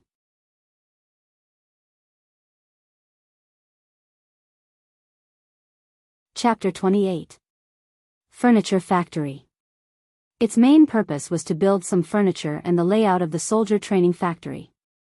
Things like sofas, work tables, and even the construction of carriages were all within its scope. Right now, there was no rubber or suitable materials to make tires. Otherwise, Yang Chendong would have wanted to make some new carriages. To be honest, every time he came to the Black Dock, it was bad luck. The bumpiness was really unbearable. For this reason, Yang Chendong even had the idea of taking out a military vehicle from the warehouse. However, he felt that it was still too shocking and had to suppress this idea.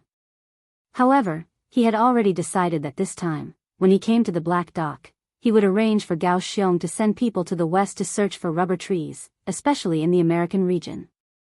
Then, he would bring back the whole tree. One day, he would be the first person to make soft tires. The furniture factory was more complicated. The person in charge was also the old craftsman, Li Xuanfu. This person was very meticulous and made Yang Chendong feel more at ease. Power plant. Just by hearing the name, one would know its purpose. However, at that time, no one could understand. Even the person in charge, Wan Qi, was very puzzled. Wan Qi was a craftsman from the Ministry of Works. It was said that he was very smart. When he was very young, he knew how to make many novel and strange things. However, because he was born as a craftsman, his life was naturally not rich. He found a wife, Zhou Hua, who was very good at giving birth. She actually gave birth to 7 children in a few years, living up to his name. With more mouths to feed, Wan Qi naturally could not take care of everything. It was at this time that Yang Hai went to the Ministry of Works and found out about Wan Qi's situation. He remembered that the 6th young master had once said that as long as someone was capable, he would not lack money and food. As such, he brought him over. In order to have enough to eat, Wan Qi brought his wife and children from the capital to Fujian. However, before they reached Jianghu, they were picked up by people from Lingfeng. When they arrived, not only did Wan Qi become a research worker, but his wife, Zhou Hua, also showed enough ability. She was very skillful with her hands. The clothes she made were good, fast, and neat. However, this was not the main point. Wan Qi obtained a book on the principles of sewing machine manufacturing written by the 6th young master. It was written on a method to use machine to sew clothes. The main components of the machine base, the needle, the shuttle, and the oil bottle could be made one by one. One could imagine that if it was successful, it would greatly increase the speed of making clothes. It was definitely a great undertaking. When Zhou Hua heard the news, she urged her husband to build such a machine every day. As a skilled embroidery worker, she was too aware of their fate. Many people's eyes were damaged when they were young, so they were useless when they were old. When they arrived at the illegal docks, their meals and drinks were naturally arranged. Luan Shi was very happy to be able to enter a special research area. Especially when he heard that the sewing machine manufacturing principles were written by the sixth young master himself, he admired it even more. It was difficult to call him, who was originally in a state of research. Not to mention thunder, even if it was a knife, he would not be distracted at all. This was the spirit that a research worker should have. But this time, when he heard someone outside shouting that the young Master Qi was here, he put down all the work in his hands and ran out. Like Luan Shi, all the people at the illegal docks were also like him. Some of them came first, and some came later. But no matter what, they did not have to worry about food and drink now. All of this was brought to them by the sixth young master. They knew how to be grateful. Spontaneously coming out to greet him was a show of their attitude. When Luan Shi came out of his research room, he saw that Yang Qindong was already surrounded by a group of people. Many of these people had never seen the sixth young master before, but they had been hearing legends about this young master ever since they came here. In their imagination, this person must be tall and powerful, and it was even possible that he had 3 heads and 6 arms. When they surrounded him, it was more of a novelty. However, with so many people suddenly surrounding him, it was difficult to guarantee his safety. Not only Tiger's Mane, Beta Persei, Yang Si, but even Ling Song and Gao Xiong rushed over with the members of the Cold Front to maintain order. In response, Yang Qindong waved his hand and refused. These people trusted him so much, but they could not trust him completely. Who else in the world could be trusted? It's okay. Let them come over and take a look. I also want to talk to them. Yang Qindong acted as if nothing would happen. He picked up a cute little girl who was dressed neatly and had bright eyes. He took out a piece of chewing gum and handed it to her. Big brother, how do you eat this? Do you put it in your mouth?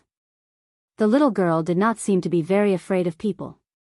She was still smiling when Yang Qindong carried her in his arms. Yes, this thing is called chewing gum. It can keep your breath fresh. You have to put it in your mouth, but you can only chew it. Once it becomes tasteless, you have to spit it out. You can't eat it. Oh, by the way, it can also blow bubbles. As Yang Qindong spoke, he put the same piece of chewing gum in his mouth and began to chew it. Little girl, what's your name? Seeing Yang Qindong take the lead and put the chewing gum in his mouth, the little girl was no longer afraid. She also opened the packaging of the gum in her hand and chewed it. As she ate, she said with a smile, "It's so sweet. Big brother, my name is Xiao Yu. My parents said that on the day I was born, it was drizzling for a whole day. Xiao Yu, what a good name. Hee hee."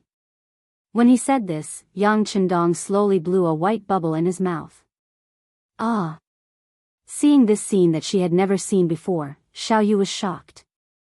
Her big eyes were filled with a why look. Fortunately, she was smart enough and quickly began to learn how to blow bubbles. However, this kind of thing requires skill. It is not something that can be learned by a first-timer. In addition, chewing gum is not like bubble gum. There is a certain degree of difficulty in blowing bubbles. It is even more impossible to learn immediately. After Yang Qindong ate a piece of candy, white bubbles came out of his mouth, causing the other children to be surprised and envious. Some of the bolder children also tried to reach out to Yang Qindong, wanting a piece of candy that could blow bubbles. Yang Qindong, who had prepared a lot, naturally did not refuse. With the mentality of not worrying about scarcity, but worrying about uneven distribution, he gave a piece to all the children who came to ask for it. The children were happy, but some of the adults were panicking, especially Xiao Yu's mother. She walked over in a panic, bowed, and then said with an apologetic face, "Sixth young master, Xiao Yu is not sensible and asked for things from you. Please forgive her." Looking at the somewhat beautiful middle-aged woman who was neatly dressed, Yang Qindong's face was filled with kindness. "You are Xiao Yu's mother?" This time, without waiting for the woman to answer, Gao Xiong introduced her first, reporting to young master, "This woman is Xiao Yu's mother. Her name is Zhou Hua, and she is the wife of the person in charge of the power plant, Wuxia. At the same time, she is very skillful. We were just about to report to you and ask you to approve her as the manager of the garment factory. Wuxia? I've heard of this person. Yang Chendong nodded. Long before he came, he had read some information about the illegal docks. Wuxia was a person with ideas, strong skills, and was regarded as the smartest person. Naturally, his name had long been in his mind. Zhou Hua was originally a little helpless, afraid that her little daughter would do something wrong and offend the sixth young master. Now that she heard that he already knew her husband's name, she immediately felt honored and her expression became much better. Okay, I'll leave the child to you. Tell your husband that I want to have a good chat with him later. Yang Chendong said politely, and at the same time, he handed Xiao Yu, who was leaning on his arms, back to Zhou Hua. He had always valued talents. If possible, he did not mind telling Wuxia what he knew, hoping that he could really create electricity. In that case, countless people would benefit from it, and it would also greatly promote the development of science. Zhou Hua had always been a carefree person. Even in the face of strangers, she would not feel afraid. However, she did not know why, but when facing the amiable Yang Chendong, she sweated all over. That was a manifestation of nervousness. Perhaps this was a kind of attitude and respect towards people who were important. The children received the chewing gum and ran away with smiles.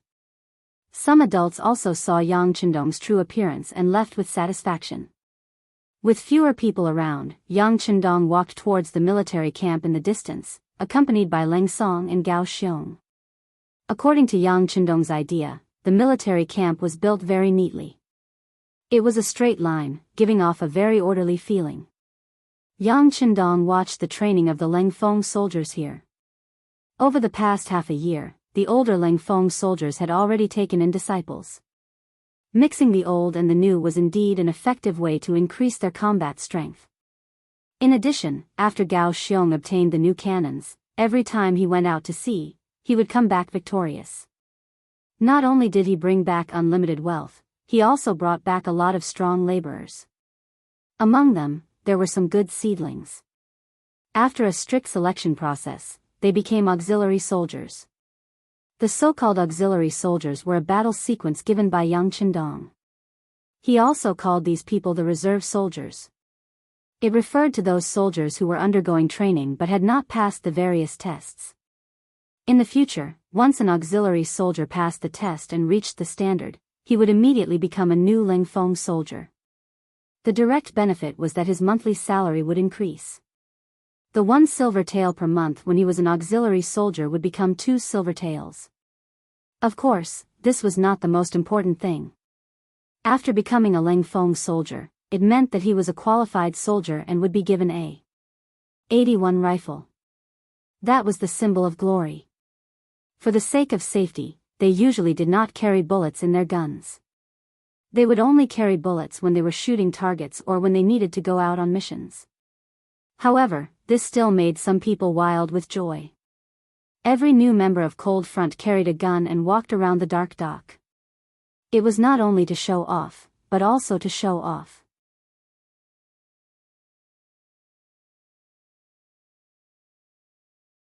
Chapter 29. Leng Song and Gao Xiong didn't stop them. In their eyes, this was an honorable display of status and also a way to increase their sense of responsibility. These people's showing off could indeed boost the morale of the training and ensure that more qualified men would sign up for the army. However, Ling Feng's assessment was too strict. After half a year, the number of auxiliary soldiers had already reached more than 1,000, but only about 100 of them were qualified to carry guns. Yang Chendong stood there in high spirits as he listened to Leng Song and Gao Xiong's report. Especially Leng Song, because most of the candidates were plundered from the sea. He wanted to develop the army, but every time he wanted a good seedling, he had to argue with Gao Xiong many times before he could get his wish. As a result, the army only had a platoon of 30 people. This was far from enough to meet his requirements, and he couldn't lead these people to achieve any glorious results. Yang Qindong lightly shook his head at Leng Song's anxiousness. You can't eat a fat man in one bite. These people were born poor. They didn't even have enough to eat before, so their physical strength couldn't keep up. If they wanted to reach the standard during training, it would naturally take a lot of effort. It doesn't matter if they don't have to, now that they can eat their fill, their physical fitness will definitely improve slowly. When the time comes, more and more people will pass the assessment, and both the Navy and Army will have the opportunity to grow stronger. Haste makes waste. It was unrealistic to expect a person who hadn't eaten their fill for more than a decade to completely recover their body in a short period of time. Yang Qindong had just finished speaking when one of the instructors, He Yang, agreed. Yes, young master is right. These soldiers' physical fitness is really too weak, and it will take some time for them to recover their bodies. We will pay more attention to the distribution of food in the future, so that they can recover as soon as possible and pass the assessment. He Yang observed Yang Qindong attentively and noticed that Yang Qindong was listening attentively. He even nodded from time to time to express his agreement. He then probed, it's just that their bodies are easy to recover with enough food and meat. However, when it comes to cultural classes, most of them are illiterate. It's a little troublesome to teach them. Can't you be a little more lenient in this aspect? Oh. Have you already done that? Yang Qindong, who still had a smile on his face, suddenly turned cold. There was a 180-degree change in his expression as he stared fiercely at He Yang. This glance made the courageous He Yang fall to his knees with a thud. At this moment, he was already sweating profusely. He felt as if he was being stared at by a ferocious tiger. It was very likely that he would be swallowed whole in the next second. No. To repay the young master, this is just an idea that we instructors have. We haven't implemented it yet. He Yang explained in a weak voice. In just a short while, his clothes were soaked in sweat. It's best if you don't. Let me tell you, you can't relax during cultural classes. There were other trainings and assessments that could not be relaxed either. Remember, they will have to go to the battlefield in the end. They will be risking their lives. If they are not strong enough, sending them to the battlefield is equivalent to sending them to their deaths. When I was training you in the past, the young master said that you should sweat more when you train and bleed less when you fight. I hope that this is not just a slogan, but something that you can completely remember in your hearts. If anyone can't do this, then leave as soon as possible. I don't keep idle people here. Yang Qindong was really a little angry. There were only so many people, yet there were already people who ignored his words. The direct result of this was that the morale of the army would be slackened, and even internal strife would be possible. Soldiers were originally hot-blooded and liked to do things straightforwardly. It was difficult for them to consider the feelings of others. This kind of army was of course a fierce army, but it was also a double-edged sword. If it was not used well, it was afraid that one day it would hurt oneself. This was something that Yang Qindong absolutely did not want to see. They had enough firearms. Once the muzzles were pointed at him, what kind of consequences would there be? Even if he had a bulletproof vest, he would not be able to withstand it. At this moment, or rather, after this incident, Yang Qindong suddenly had an idea in his mind. That was, he had to create a group of sufficiently obedient political instructors, which were the necessary company-level instructors, battalion-level instructors, and regiment-level political commissars. This was not because he wanted to divide power, but because he had to ensure the obedience of the army. Otherwise, even if there were no problems now, there would be a day when it would explode. Then, it would really be a fatal existence. Yang Qindong did not want to come to the great Ming dynasty only to be killed by his own people in the end. That would be a grievance that could not be redressed. Yang Qindong's angry rebuke made He Yang nod his head repeatedly. Even Leng Song and Gao Xiong on the side were sweating. Before this, they did have the idea of lowering the cultural assessment. In the end, it was because of the lack of soldiers and the lack of knowledge. There were always some seedlings who were physically qualified, but because they were unwilling to learn, they did not pass the assessment in the end. If this was only an example, it would be fine. However, it had gradually become a trend, and the fresh blood in the cold front was getting fewer and fewer. In view of this situation, Leng Song and Gao Xiong discussed with He Yang and the other 4 instructors whether they could lower the standards of the cultural assessment. This way, they would be able to obtain more soldiers. In fact, Leng Song and Gao Xiong did not pay enough attention to the importance of the cultural assessment. They even thought that during war, as long as one had enough military training and had such advanced weapons, one would definitely be able to win the battle. It was enough to know how to read. What was the use of learning so deeply? It was precisely because of this understanding that He Yang and the other 4 instructors had changed their minds. Just now, they were just testing the waters. They never thought that it would cause the 6th young master to be so angry. This was something they did not expect. He even said that this was not a place for idlers. After seeing the advanced weapons, especially the various skills taught by Yang Chendong, everyone deeply understood how powerful this place was. It was not an exaggeration to say that if the 6th young master had any disloyalty, it would greatly shake the ruling regime of the Ming dynasty. This was a new and powerful force. As the earliest participants, one could imagine what kind of glory it would create in the future. If anyone were to leave now, that person would be a real fool. Therefore, with just one sentence, everyone tactfully shut their mouths. Perhaps they had their own selfish motives, but no matter what, they would not leave. Forget it. Yang Chendong saw everyone's reaction. He really wanted to say more. For example, if they had knowledge, they would be able to use their knowledge to be useful to the country and society in the future. Even if one day they were old or injured and had to leave the ranks of the military, they would have the ability to survive wherever they went. However, he also knew that it was a little too early to say these things to these people.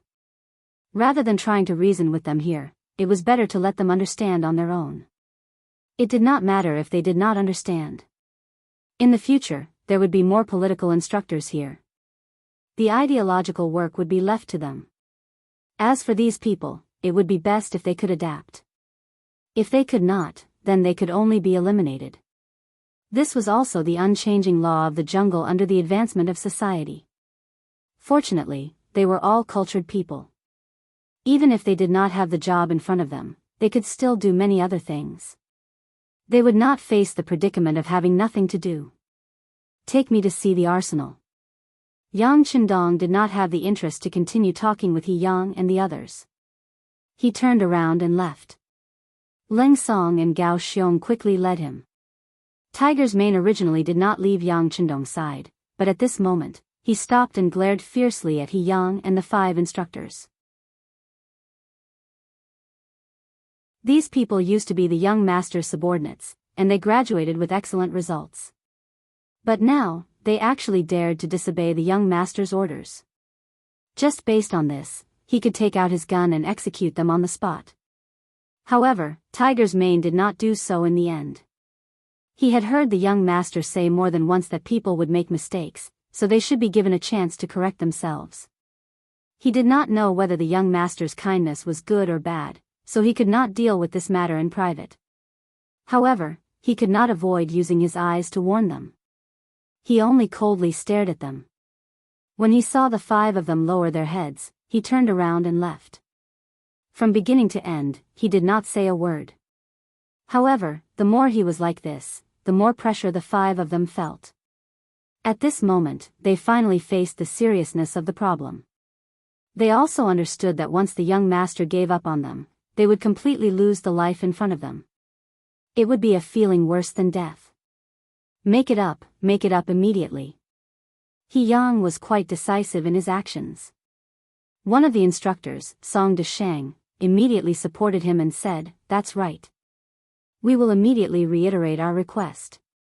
Those who do not pass the cultural test will definitely not become a real cold vanguard, no matter how good their performance is or how outstanding their training results are." The 5 instructors quickly reached an agreement. After that, this order was announced while Yang Chendong was still inspecting the munitions factory.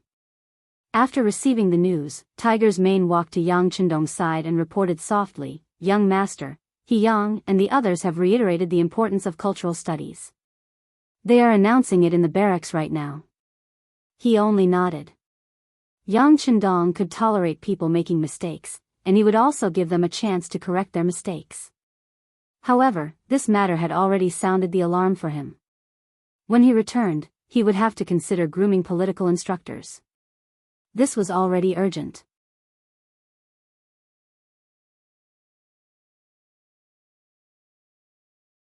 Chapter 30. Yang Chendong just nodded to show that he knew about it.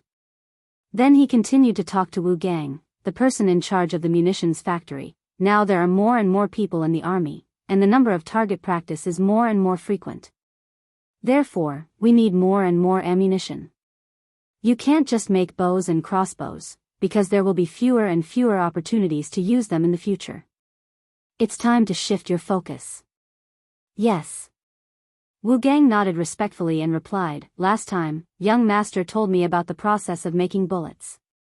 I also took some people to do experiments. I believe that soon, we can make our own bullets.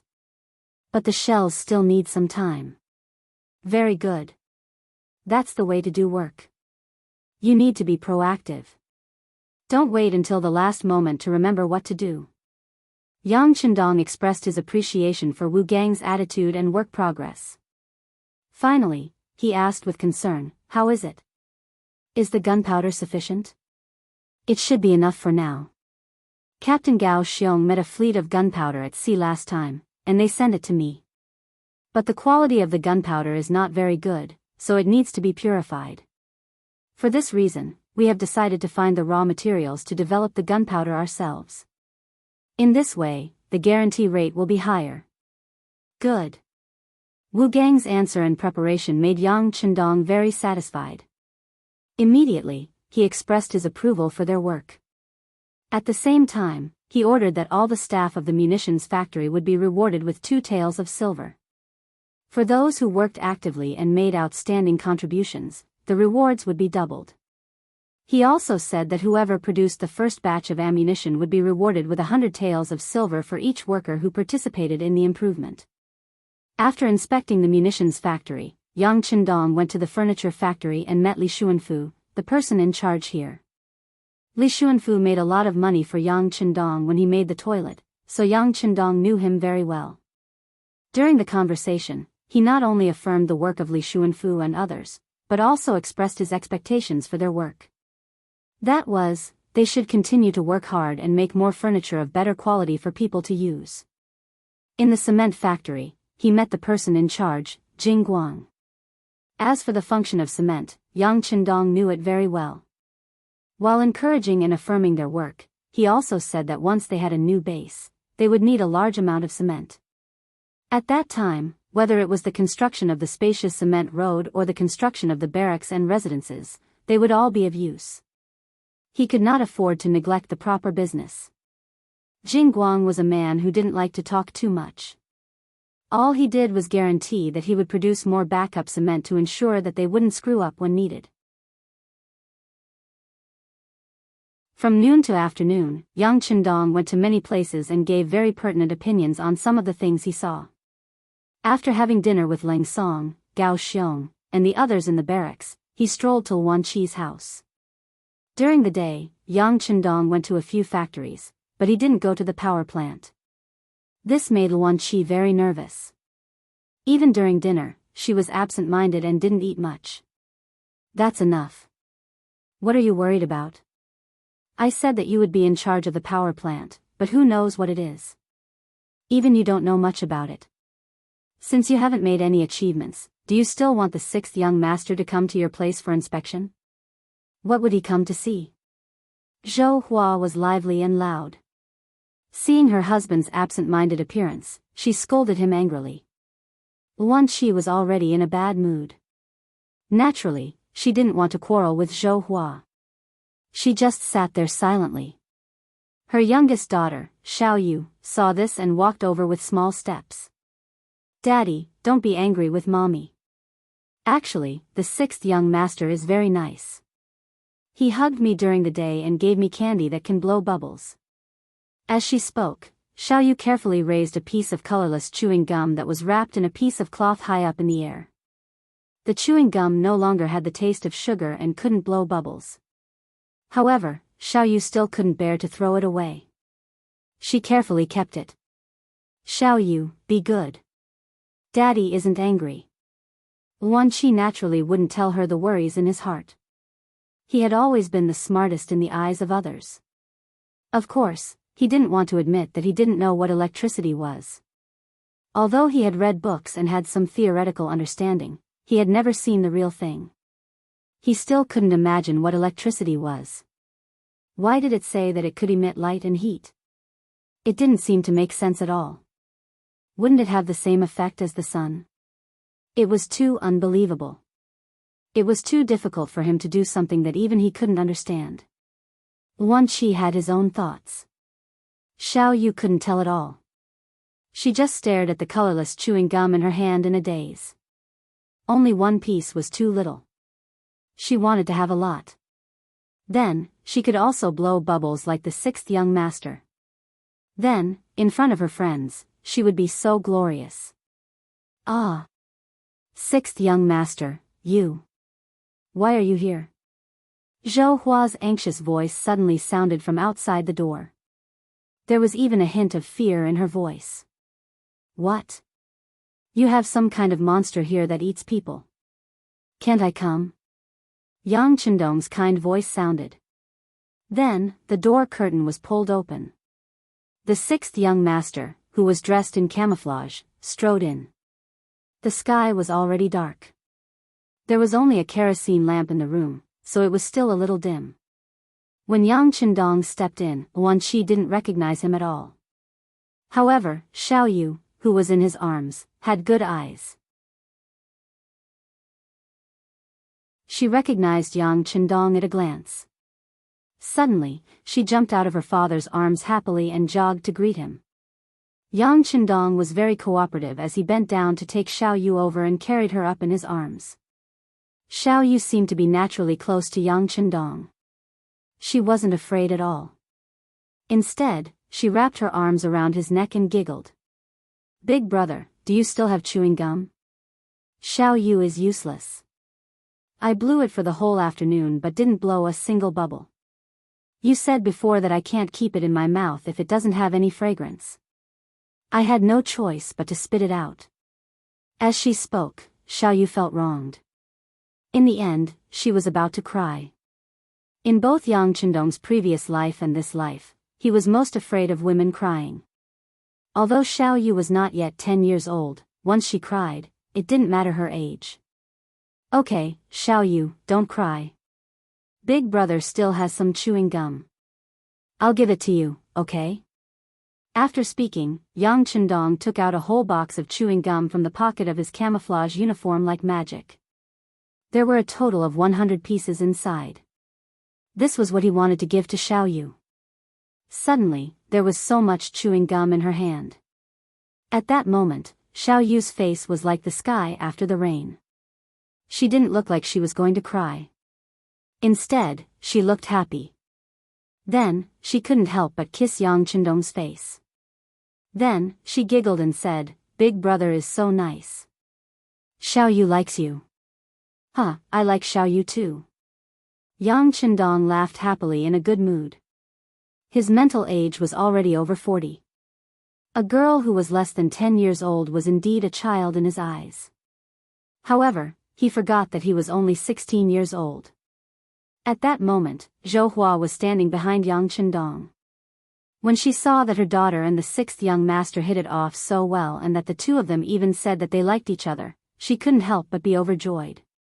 When she saw that her husband, Yuanqi, was still stunned and couldn't recognize Yang Chendong's identity, she couldn't help but walk forward angrily and kick him lightly. Idiot, hurry up and recognize him. This is the sixth young master. Ah. When he heard that the person who came was the sixth young master, Yuanqi was also stunned. During the day, he only saw him from afar. In addition, he wasn't wearing a camouflage uniform at that time. The light in the room was dim, so naturally, he couldn't recognize him.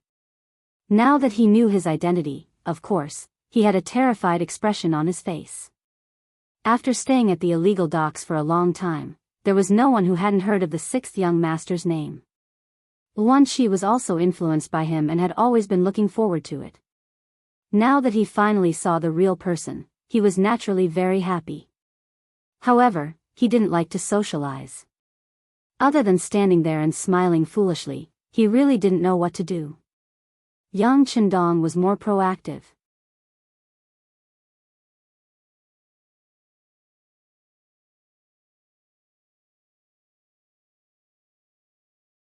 Chapter 31.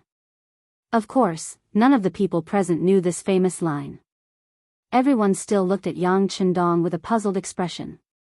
Until now, they still couldn't figure out what the sixth young master was doing. What would these things do if they were brought into the house? Yang Qindong saw everyone's puzzled expression. He knew that the foreplay was in vain, but it didn't matter. He was looking forward to seeing everyone's reaction when the electricity was turned on. However, in order to avoid any accidents, he reminded them in a friendly manner, no matter what happens later, don't move around. Even if you fall, sit on the spot. Don't touch anyone else. It'll be bad if you get hurt. What? What does that mean, sixth young master? Zhou Hua was so curious that she couldn't help but ask. Just listen to the sixth young master. Seeing that Tiger's Mane and the other two didn't have any doubts, and only his wife was still asking questions, Yuan Shi reminded them. It's nothing. In short, no matter what happens later, don't panic, and don't move around casually. Yang Qindong knew that no matter how much he said, it wouldn't be as surprising as seeing it with their own eyes. Therefore, after laughing, he connected the last wire to the battery holder. When he did this, Zhou Hua was still puzzled. She couldn't help but ask curiously, sixth young master, why are you standing on the spot and not moving around? Ah. Before Zhou Hua could finish her sentence, she couldn't help but scream first. Then, it was Xiao Yu, Yuan Shi, and Tiger's Mane and the other two who couldn't help but scream. Outside Yuan Shi's house, there were 10 soldiers sent to protect the sixth young master. Although this was an illegal dock, it was supposed to be safe. However, the sixth young master's safety couldn't be compromised. Therefore, after a discussion between Leng Song and Gao Xiong, they decided to send 10 soldiers, led by Ting Shan. All of a sudden, a series of screams rang out from inside, giving them a fright. However, what made the 10 of them even more puzzled was that they were originally hidden in the dark, but now, their figures were revealed by the bright lights in the room. None of their concealment was effective anymore. What's going on? Let's go in and take a look. Ting Shan reacted quickly. At first, his eyes lit up as if it was daytime. But after 2 seconds, he reacted and wanted to go into the house to check on the sixth young master's safety. Fortunately, Yang Qindong's voice came from the room. I'm fine. You guys can stay outside. Was there really nothing wrong with the room? Of course, that was impossible. Because at this moment, everyone in the room had their mouths and eyes wide open, as if they had seen a ghost. The lights were on, and the solar generator was working. The 2 solar panels were connected to a large battery, and the voltage was enough to illuminate the central room, which was only a dozen square meters, as if it was daytime. The light that suddenly lit up was so dazzling and unbelievable to everyone. Fortunately, Yang Qindong had warned them beforehand, so no one ran away instinctively. However, the disappointing Zhou Hua still fell to the ground with her daughter in her arms. Tiger's Mane and the others did not fare any better. Although they did not move around, they were still flustered at that moment and did not know what to do. On the other hand, Yuan Shi was first shocked by the white light in front of him and sat on the stool. However, when he came to his senses, his eyes lit up and he asked excitedly with a slightly hoarse voice, Is this electricity? Yes, this is electricity. Yang Qindong gave a very accurate answer. Based on the theory that seeing was believing, Yang Qindong arranged for Tiger's Mane and the others to put the 2 solar panels under the sun to absorb the light. The reason why he chose to come to Yuan Shi's house at night was to give him a deeper impression. Now, it seemed that the effect was quite good. Is this electricity? It really can emit light and heat. After Wan Qi knew that this was the effect of electricity, he was the first to calm down.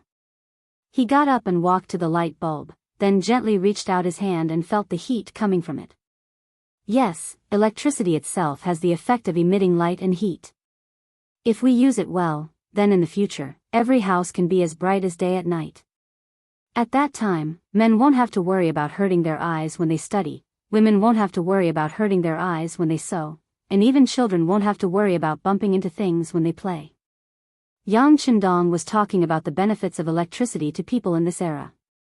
Wan Qi listened attentively, and his mind was constantly looking forward to it. It was as if he could already see how it would look like when electricity was everywhere and brought benefits to people. Wan Qi was not the only one. Even Hu Mang and the others felt their hearts surge with shock. Their young master was too amazing. Not only did he have those powerful firearms, but he could also write exciting stories that made people not want to sleep and only wanted to read the next chapter. Now, he could even come up with something that could emit light and heat. Could it be that the young master was the reincarnation of a deity? Otherwise, how could he have these spells and abilities? In terms of calmness, Xiaoyu was probably the calmest in the entire house. After all, she was a child. When faced with something new, she was the fastest to calm down after being surprised. Her beautiful big eyes fell on everyone one by one. When she saw that everyone was looking at Yang Qindong with reverence and even worship, she was very happy in her heart because she knew that her big brother would always be the most powerful person. Time passed slowly. Slowly, the people in the house got used to it. Wan Qi took out a pen and paper excitedly. He had never seen electricity before. Although Yang Qindong said that it was lively in the book that he had read, seeing it was better than hearing about it 100 times. Now that he had seen it for himself, he knew that the book was not exaggerating at all. This electricity was indeed very powerful and very good. Since the sixth young master could bring electricity, he must be very familiar with it. If he still did not know that he should take the opportunity to ask for advice, then he was really a blockhead. This time, he came with the intention of dispelling his doubts. Yang Qindong had already prepared himself for Wan Qi's questions. For this reason, he had also learned some knowledge about electricity. Of course, that was only the most basic knowledge. For example, electric current was divided into direct current and alternating current, electric wires were divided into fire wires and spirit wires, etc. However, these things that seemed simple in the future still brought great shock to Wan Qi. Combined with some of the things recorded in the book, he finally had a preliminary understanding of this new thing. Wan Qi, there are many ways to generate electricity. For example, coal can generate electricity, wind can generate electricity, light can generate electricity, water can generate electricity, etc. These require you to experiment step by step. This requires a long process of understanding. You can't rush it. Of course, you can tell me what you need. This young master will do his best to satisfy you. I just hope that in your hands, electricity can be owned by people as soon as possible. It can serve mankind and benefit mankind. Yes, I will work hard to learn and do it with my heart. Wan Qi saw electricity for the first time. It was the first time that he had a certain understanding of it. At this moment, his heart could no longer be calm. He even hoped that he could have the ability to not be tired and not sleep. That way, he could study electricity earlier. I believe you can do it. He patted Wan Qi's shoulder. How about this? In the future, you will be the factory director of the power plant. Oh right, I also heard that you are developing a machine to make clothes. Very good, you can tell me anything you need. When I am not around, you can also look for Leng Song or Gao Xiong. They will unconditionally satisfy you. As for the future factory director, I think it will be better for your wife to be the one. Zhou Hua, who was standing on the side, didn't expect the sixth young master to talk about her. He even said that he wanted her to be the factory director, although she didn't know what the factory director would do. But thinking about it, it should be an official. Thinking that an illiterate woman like her could be an official, Zhou Hua instinctively wanted to decline. Seeing that Zhou Hua wanted to speak, Yang Chendong laughed and said, "Well, you don't have to refuse. I am not giving face to anyone. I know that you are skillful and have the ability to do so. Of course, it is not so easy to be an official." With a smile, Yang Chendong reached into his arms and took out a few drawings. He handed them to Zhou Hua and said, "These are the drawings of some clothes. You can study them carefully.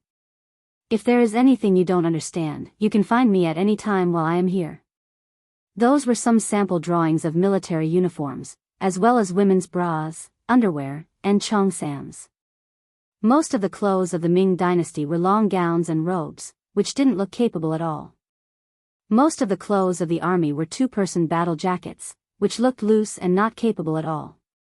It was far less practical than camouflage clothes. Although there were a lot of military uniforms in the warehouse, after all, the more they took out, the less there would be. For such a large number of consumables, of course, it was necessary to prepare for a rainy day. Yang Chendong knew that if these things were done well, not only would it be beneficial to him, but it could also be sold in large quantities and eventually become a very profitable industry. For this, he also arranged for people to buy a lot of cloth and silk. As for manpower, there were many men and women in the illegal docks. They could be used. It was equivalent to finding a job to better stabilize people's hearts. Electricity appeared. Just after Yang Chendong left, the illegal docks were so restless that night.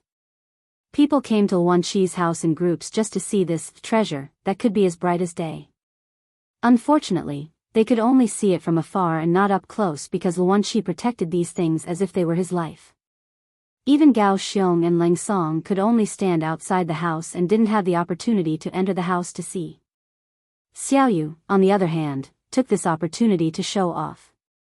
Her little friends were all gathered in front of her house, looking enviously at the bright electric lights. They were jealous of the chewing gum in Xiaoyu's mouth and the blissful smile on her face, which was already able to spit out bubbles.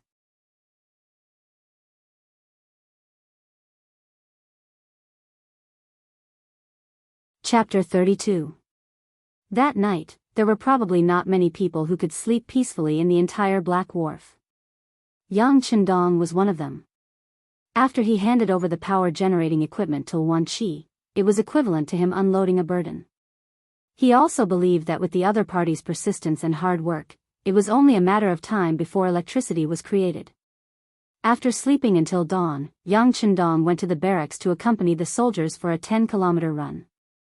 After eating a simple meal, he went to find a person called Kongan. He was going to appoint him as the head of the paper mill. Paper making not only included the technique of making paper, but also toilet paper, diapers, sanitary napkins, and napkins. In this era, the things people used to relieve themselves were known as the 5-flower white door. Those who had no money would simply use a wooden stick. Only those who had enough money would use some coarse paper.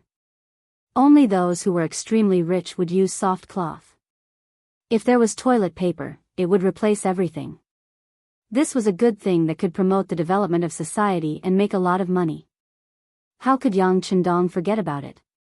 Not to mention the uses of diapers, sanitary napkins, and napkins. It was definitely a good thing that one would not give up after using it once. Kongan was a person who had done some research on paper making. Later on, he offended his superior and was kicked out of the capital. When Yang Chendong found out about this, he asked Yang San to personally find him.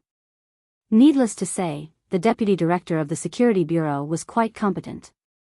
Kongan was successfully found and sent to the Black Wharf. People who had the basic knowledge could do things with twice the result with half the effort. This was also thanks to Detsang's omnipotence and omnipotence. There was a comprehensive record of the progress of the papermaking technique in the book. Now that he had made some changes, he handed it over to Kongan. With the cooperation of the garment factory's director, Zhou Hua, he believed that it wouldn't take long for him to receive a generous return. The construction of the weapon factory, furniture factory, garment factory, power plant, cement factory, and paper factory immediately promoted the development of society and technology. At the same time, it was also considered a business activity for the sake of making money in the future. It was just that a strong economy needed enough military support. Otherwise, all of this would just be a wedding dress for others. How to improve the strength of his equipment was the most important thing. Therefore, in the following period of time, young Qindong began to take the initiative to teach some courses that no one had ever taken before. For example, fighting, diving, flying, etc. The so-called confrontation referred to the division of the army into two groups to fight against each other. It could also be called a drill. Until now, none of the members of Cold Front had seen blood since training. This was unacceptable. After all, training and actual combat were two different things.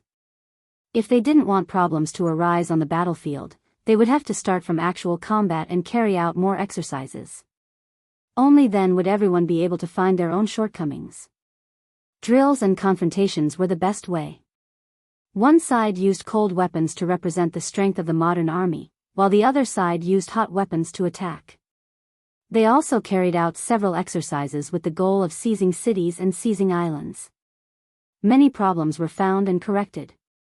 Of course, diving did not refer to ordinary swimming. It referred to deep diving with special preparations. It could cross the ocean and guarantee that one would appear on a certain island without any signs of life. When the other party did not notice, one could suddenly launch a surprise attack. One could imagine how intimidating it would be to the other party. Speaking of flying, young Qindong had already found individual powered umbrellas in the big warehouse. Imagine if an army suddenly appeared in the sky and attacked the ground from the air. Wouldn't it give people the feeling that a divine army had descended from the sky? Unfortunately, the requirements to use the powered umbrellas were too strict. Without professional training and specialized clothing, it was very difficult to fly and land safely. For this reason, the sixth young master thought of a transitional method, which was to build some hot air balloons first. Hot air balloons were relatively simple to build and easy to operate. After everyone got used to staying in the air, they could start training with the powered umbrellas. That way, the accident rate would be reduced. However, even though they were hot air balloons, when they were made to fly, it still shocked Ling Song, Gao Xiong, and the others. They could not understand how people could fly. It completely went against their understanding. Regarding this, Yang Qindong said one sentence without holding back. Knowledge is power. Just this one sentence set off a wave of learning in the barracks. After the last incident, no one dared to say that Wenhua class was not important anymore. They were afraid that if they were too anxious, they would be kicked out. When Yang Qindong was there, whether it was the soldiers in the barracks or some of the residents who moved in from the Black Dock, they were all excited and happy. However, all good things must come to an end. Seeing that the new year was about to come, the sixth young master had to leave in the first month of the 11th year of the Orthodox dynasty. Originally, the duration of the camp this time had exceeded their previous expectations. Previously, they planned to stay for about 5 days before leaving. However, because of the excitement, young Qindong forgot about the time and stayed for nearly 2 months. Now that the end of the year was near, it involved some matters of ancestral worship. The sixth young master, who was the only one left in the Yang family mansion, had to rush back. However, before young Qindong was about to leave, he started to recruit people. He recruited children between the ages of 13 and 16, and stated that as long as they were willing to learn, there were no gender restrictions. After 2 months of contact, everyone knew the sixth young master's ability and power. Naturally, there were many people who signed up. Almost all the men and women of the right age in the Black Dock signed up. There were more than 300 people. Yang Qindong was going to personally teach these people and let them enter the army as political teachers. Sometimes, a military's political work was even more important than its military ability. After all, the more a disobedient army could fight, the more worrying it would be. Yang Qindong still remembered clearly how Yang and the others had advised him not to focus on cultural studies. He didn't want the same mistake to happen again. The reason he recruited these children was to prepare for a rainy day so that there wouldn't be any problems in the army. What Yang Chendong did not expect was that the enthusiasm for signing up was so high. Originally, he planned to only take in about 30 people. After all, the army was still too weak and did not need so many political teachers. Moreover, if there were too many people, he would not be able to take care of them. However, in the face of such a heated scene, he still decided to expand the recruitment. However, he only limited the number of people to 50. If there were more, he could not guarantee the quality. As such, when Yang Chendong said that he would only take in 50 people, fierce competition immediately began, and some people started to find ways to get in through the back door. Among them, what Yang Chendong did not expect was that the first person to find a way to get in through the back door was Zhou Hua. She brought her third son, Xiao Chen, and her youngest daughter, Xiao Yu. As soon as Zhou Hua entered Yang Chendong's office in the barracks, her face turned red. Obviously, she also knew that this kind of behavior was somewhat inappropriate. However, for the sake of her children's future, she still came without hesitation. Sixth young master, my Wanqi is shy. He did not want to come here, so I brought Xiao Chen and Xiao Yu. Can you take a look and see if you can accept them? Zhou Hua asked with a face full of expectation. Yang Chendong had already heard about Wanqi's family situation from Tiger's Mane. There were a total of 7 children. The eldest and second children were already of age and had signed up for the army. The fourth and fifth children were girls. Although the sixth child was a man, he had been in poor health since he was young.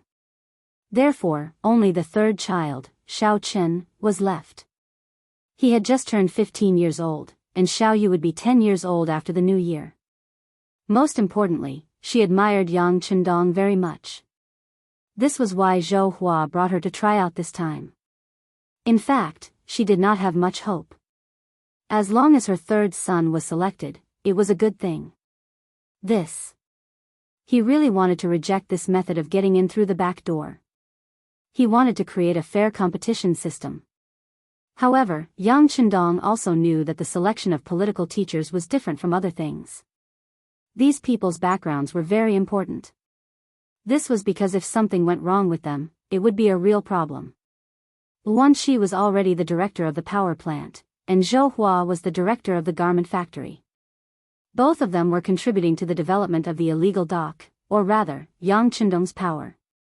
Naturally, their children would have no problems in the political examination. It was more reassuring to use people like this. Since Zhou Hua had come in person, it was not good to refuse. He could not hurt her feelings. Yang Chendong thought about it for a while and nodded gently. Xiao Chen, can you read? I can read, sixth young master. I can read, and I've also learned the new arithmetic you taught me. I can add and subtract numbers within 2 digits without any problem. Xiao Chen finally had the chance to speak, and he cherished it very much. Okay, then pack up and come back to Jianghu with me in 2 days. However, you still have to take the written test. Xiao Chen's physique was considered strong. She was cultured and had a good foundation. Yang Chendong nodded and accepted her. As soon as she heard Yang Chendong agree, Zhou Hua was overjoyed and said excitedly, "Quick, thank the sixth young master." Xiao Chen was also quick-witted. He immediately knelt on the ground with a plop and kowtowed to settle the matter.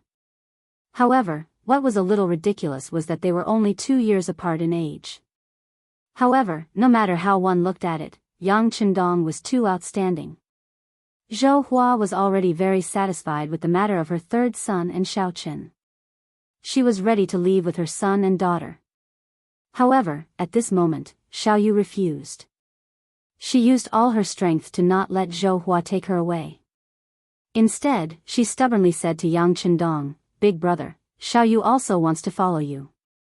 "You? You're too young." Yang Chendong shook his head.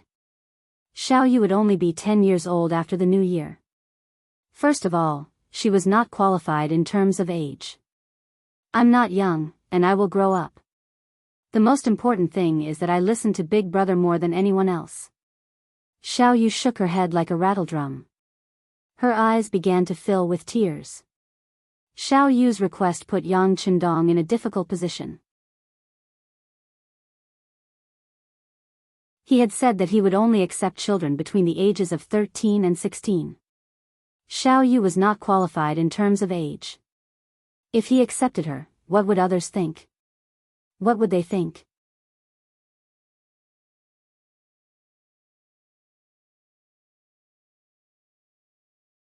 Chapter 33. Yang Qindong was in a difficult position. He really liked Xiao Yu. Of course, he treated her like a child. But if he opened the back door because of this, would it have a bad impact? When Xiao Yu saw his troubled expression, she knew that there was a chance. She immediately gathered her courage and said, "Big brother, I'm just your little sister. I'm not considered one of the 50 people, right?" After being corrected by Xiao Yu, Yang Qindong was suddenly enlightened. Yes, he could have said that she was his little sister. In the past 2 months, Xiao Yu would look for him whenever she had something to do. In the end, even Tiger's Mane and the others did not stop her. This was something that everyone knew. Naturally, there would not be any problems when he brought her along when he left. He did not expect that while he was still worrying, Xiao Yu would come up with a solution and an excuse first. This also made Yang Qindong look at her in a new light. "Well, if that's the case, then you can follow me. You don't have to take the exam." Yang Qindong agreed, which made Xiao Yu very happy. She held her mother's hand and shook it constantly, as if she was asking for credit, but also as if she was expressing her joy. Zhou Hua also did not expect that this time, the 2 children would be able to follow the 6th young master. In particular, the younger daughter was even more amazing. She became the only person who could follow the 6th young master without taking the exam. Xiao Yu's matter was just an interlude. Next, there were also people who wanted to go through the back door. Yang Qindong met some of them, such as Jing Shuang, the son of the cement factory director Jing Guang, Kong Jia, the son of the paper factory director Kong'an, and a few others. However, he did not meet most of them. He just found a random reason to reject them. 3 days later, the exam began. It was divided into 2 parts, civil and military. The military part was to run a 3-kilometer race. If one could keep up with the team and not fall behind, they would pass. The civil part was also the most important part. It was to test arithmetic and write an article on understanding the illegal docks. It was stipulated that words that could not be written could be replaced by pinyin. From this, one could see what they were thinking in their hearts. They also held the initiative in their hands to decide who they wanted to recruit. The test lasted for a day, and the final results were announced at night. Naturally, some people were happy while others were sad. Fortunately, the Black Wharf was a place where everything flourished, and there were many things that could be done. Moreover, Yang Qindong also said that if there was a chance in the future, he would come here to recruit people to his side. Thus, the impact of the incident gradually subsided, and those who were not selected also returned to their normal state of mind. Early the next morning, Yang Qindong left the Black Pier. The selection was sent out before the sun rose, and it was requested that every person who was selected not be sent off by their parents. Otherwise, their quota would be revoked. This was also the first lesson that Yang Qindong taught everyone. Stay away from your parents and learn to be independent. Although this seemed a little cruel, it was beneficial for growth. Just like today's education, there was too much emphasis on grades. Most of the children were focused on studying, and very few teachers and schools paid attention to nurturing the children's character. Yang Qindong's way of doing things was to start with independence. Then, he would let them suffer. Only such children could understand the warmth and coldness of human nature more deeply, and their chances of success when they grew up would naturally be much higher. 1447 AD, the 11th year of the Jingtong dynasty.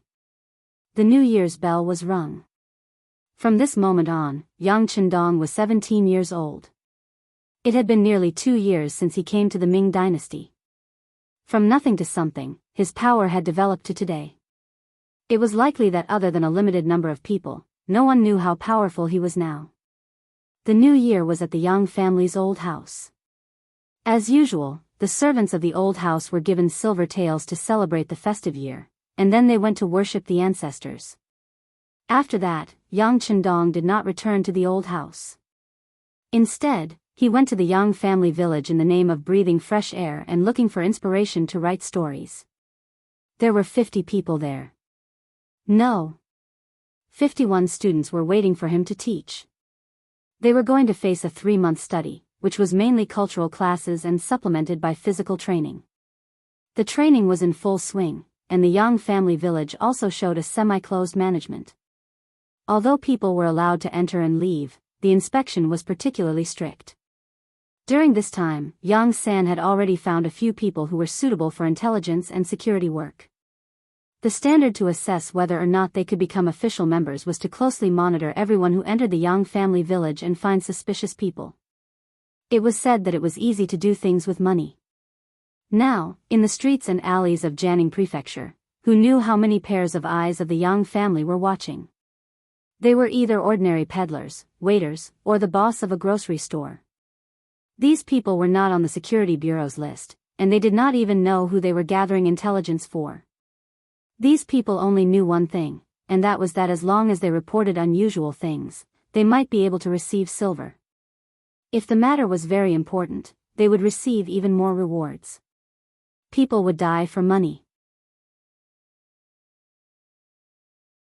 Under such an incentive mechanism, naturally, a large amount of intelligence would be sent to Yang Sen every day. He would then hand over the valuable information to Tiger's Mane and give it to the 6th young master for review. With this mechanism, it could be said that once someone from the imperial court came to Jianghu Prefecture, any unfamiliar face would be immediately discovered. In fact, all this was Yang Chendong's overthinking and caution. No one in the imperial court would target him, a mere 9th-level governor of Jianghu Prefecture. If someone really wanted to deal with the Yang family, they would target the young masters and young ladies of the Yang family in the capital. Moreover, with Yang Rong's death, the power of the Yang family collapsed, and it could be said that it was difficult for everyone to protect themselves. Otherwise, it would have been more than a year since any of his relatives came to the old house of the Yang family to visit him. Of course, Yang Chendong's understanding was that these brothers and sisters must have their own difficulties. Perhaps they were in the capital and had no choice. In any case, he had heard from the old steward Yang Chendong that the young masters and young ladies of the Yang family did not have a good life in the capital. Even if they wanted to leave the capital, they had to report to their superiors, which was a little troublesome. Yang Chendong understood them a little. Moreover, after all, he had inherited this body. If possible, he would help them if he could. Indeed, no one in the imperial court paid attention to Yang Chendong. He just wrote a few wonderful stories in the Yang Bao. In the eyes of the big shots, it was just a side trick. He was only 17 years old, but he could be described as immature. Even so, no one would pay attention to him. Not to mention that the imperial court had its own difficulties. On the 17th day of the 11th year of the Jingtong dynasty, the Minister of War, Kuang Yi, waited for a memorial, while a Yeshen annexed the Arutai tribe when his father was leaving, and he grew stronger day by day. The Wara wanted to invade the border, which caused the tension on the border. In the 3rd month of the same year, Ingzong ordered the World School to take the entrance exam for students. It meant that more students could be recruited. They were not official students, but in the form of reserves. It was an act of accumulating talents for the country. But it was tantamount to expanding the power of the landowning households and increasing the number of people who had special privileges. What was the special privilege at that time? To put it bluntly, they didn't have to pay grain for farming, and they didn't have to pay taxes for doing business. And these students occupied a large amount of the country's land, causing the quality of life of the commoners to drop by more than one level. Many people worked hard for a year, and even when they had a good harvest at the end of the year, they still couldn't afford to pay the taxes. It was as the saying went, when the people prosper, the people suffer, but when the people die, the people suffer. Compared to the changes in the outside world, Yang Chendong was very well behaved. He stayed in the Yang family manor, saying that he was writing stories in peace and praying for his parents. In reality, he only used a little bit of time to write. Most of his time was spent on teaching these students. After such a long time, the manuscript of The Smiling, Proud Wanderer had already been completed, and the entire book had already been published. This time, many copies were sent to the capital, satisfying the appetites of some rich young masters and noble ladies. Following which, he started on the fourth book, The Legend of Chu Liuxiang. Once the new book was released, it was as popular as before. This time, it was released at the same time. Not only in Jianghu residence, but also in the capital, it caused a frenzy of book fans. In the Hu residence, the elegantly dressed young lady Hu Yan was reading the latest issue of Yang Pao, which was serializing the Legend of Chu Liuxiang. Pay. For some reason, Hu Yan suddenly scolded lightly, and then her face flushed red. That appearance was really shy and lovely. The maid Xiaoqing was dozing off when she was abruptly awakened by the young lady's movements. Then, she hurriedly looked around, and when she didn't see anyone else, she pouted and shook her head. "Young lady, are you going to scold Dong Shuai in your heart again?" "What Dong Shuai?" Hu Yan was confused. She knew about Xiang Shuai, and it was referring to Chu Liuxiang. But who was this Dong Shuai? What? Young lady doesn't even know about Dong Shuai? That's the name that everyone gave to the sixth young master of the Yang clan, Yang Qindong. In the book, he wrote that Chu Liuxiang had 8 close female friends, and that he liked all of them. Then, isn't this person also an affectionate young master? That's why everyone called him Dong Shuai. Xiaoqing brought out the words that she heard from others when she bought the Yang Pao. Hearing such an explanation, Hu Yan's face turned red and she said, "That's right, that Yang clan's 6th young master must be a dissolute young master. People say that one can judge one's actions based on one's observation." Hu Yan looked very angry. In fact, the reason why she was angry while reading the book was because she hated Chu Liuxiang for loving every woman he saw. She didn't believe that a man could truly love every woman by his side. Although it was said that the young master of a large clan would take a few concubines, that was only for the sake of having a prosperous family. How could a man truly love every woman he saw? At the very least, she didn't believe it.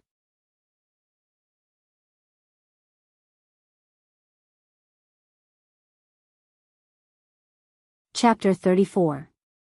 As a result, she began to question Yang Qindong's character. At the same time, she was conflicted.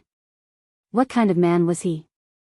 She could write a hero like Guo Jing, a sheik like Li Xuanhuan, a real man like Ling Huchong, and now a sentimental man like Chu Liuxiang? Which one was the real him? The more she couldn't figure it out, the more curious she became. Hu Yan couldn't help but fall into a state of distress. It was said that no one knew a daughter better than her mother. The person who understood Hu Yan the most was her maid, Xiaoqing. Seeing how troubled her mistress was, she naturally had to stand up and help her. She immediately took the initiative to say, "Mistress, I heard that Lord Hu has accepted a mission to the south to investigate some military matters. Why don't you let him go to Jianghu Manor and meet this Yang Qindong? Wouldn't everything be clear then?" "Ah. Let your father go? Can he agree?" Although Hu Yan's heart was somewhat moved after hearing this, it was more of a lack of confidence. Why wouldn't he agree? This is a father-in-law looking at his son-in-law. Besides, it's just a matter of convenience. What's wrong with that? As long as mistress uses your entanglement technique, Lord Hu won't disagree. Xiaoqing seemed to know her mistress's father very well and appeared to have a card up her sleeve. "Ah. What do you mean by a father-in-law looking at his son-in-law? Xiaoqing, you dare to speak nonsense? You're asking for a beating." Hu Yan's face immediately turned red, making her look even cuter and more enchanting. But at the same time, she began to chase after Xiaoqing, unwilling to give up. No one knew whether Xiaoqing managed to catch up with her. But when Hu Zhangning returned home that night, Hu Yan took the initiative to rush over, and then, in the Yang Manor, the learning and training of the 51 people was nearing the end. During the learning period, everyone's physical strength was trained. Perhaps it was because of his young age, but he learned everything very quickly. Although he was very tired after a day of hard work, he relied on his young age and good food to recover his body very quickly. In terms of fighting strength, they were naturally inferior to the first batch of Ling Feng. But in terms of loyalty, they were definitely higher. In particular, Xiaoyu had played a huge role in this. Perhaps she had inherited her father, Wan Qi's smart genes. While the others were still studying with their heads down, Xiaoyu was the first to propose that the sixth young master should be the center and that the sixth young master should be the leader. In particular, her learning ability was very strong. Coupled with the fact that she was Yang Qindong's little sister, although she was young, her reputation was not low. Even many children who were older than her lowered their heads and followed her lead. Not only that, but Xiaoyu and Xiao Yin were also very close. The two of them were 8 years apart, but sometimes they were as close as real sisters. Yang Qindong couldn't quite understand this. However, all he needed to know was that these two were on his side. They could do whatever they wanted. With Prestige and Xiao Yin on her side, Xiaoyu had more opportunities to see Yang Qindong alone. Under the constant begging, the sixth young master finally gave in to the young girl's attacks and handed over 3 songs. In the end, these 3 songs were all military songs. The first was the People's Liberation Army's military song. Yang Qindong called it a military song. Onward, onward, onward. Our troops face the sun, stepping on the land of our motherland. The second song was, Coming Back from Target Practice. The sun sets in the west, the red clouds fly in the sky. The soldiers return from target practice, return from target practice. The red flags in the wind reflect the rosy clouds. Happy songs fill the sky. The third song was, Red from the East. Red from the East, the sun rises. The country has produced a Yang Qindong. He seeks happiness for the people. He's the savior of the people. Reality had already proven that military songs could raise morale and strengthen the cohesion of soldiers. Many times, when military songs played, the soldiers' hormones would rise, and they would become excited and excited. The 3 military songs, especially the third one, had unknowingly raised his status. This was something Yang Qindong had thought about a long time ago. An army needed its own soul to ensure stability, and he was undoubtedly the best candidate. As for whether or not he had the suspicion of being Wangpa, that was up to each person. Not only did Yang Qindong hand over 3 songs, but he also handed over Little Rain's army song. The effect of the army song was great. Firstly, it could unite the morale and unite the people. A song could tie everyone's hearts together, and they could sing together loudly to show the majestic morale of the team. Secondly, it could inspire people and relieve pressure. Soldiers were already under a lot of pressure. A good song could encourage everyone to persevere together. They would bleed and sweat but not cry. They would not fall behind even if they lost skin and flesh. Thirdly, it could liven up the atmosphere. The military officers were strict, and the atmosphere was dull. The leader of the team sometimes lacked human touch, so he could liven up the atmosphere by singing. Fourthly, it could promote mutual understanding, understand each other, live in harmony, and form a united front. Like Who's the Hero, let's sing and compete. Hee, let's compete. 1, 2, 3, 4, 5, we've been waiting so hard. 1, 2, 3, 4, 5, 6, 7, we've been waiting so anxiously. If I ask you to come, you'll come. You're too shy. If I ask you to sing, you won't sing. You're too shy. Hee, too shy, etc. Hearing these things, Xiao Yu's eyes widened, and her face was full of disbelief. At this moment, she worshipped the sixth young master even more. She wanted to know more about this big brother. What was in his head? Why did he have so many new and good things?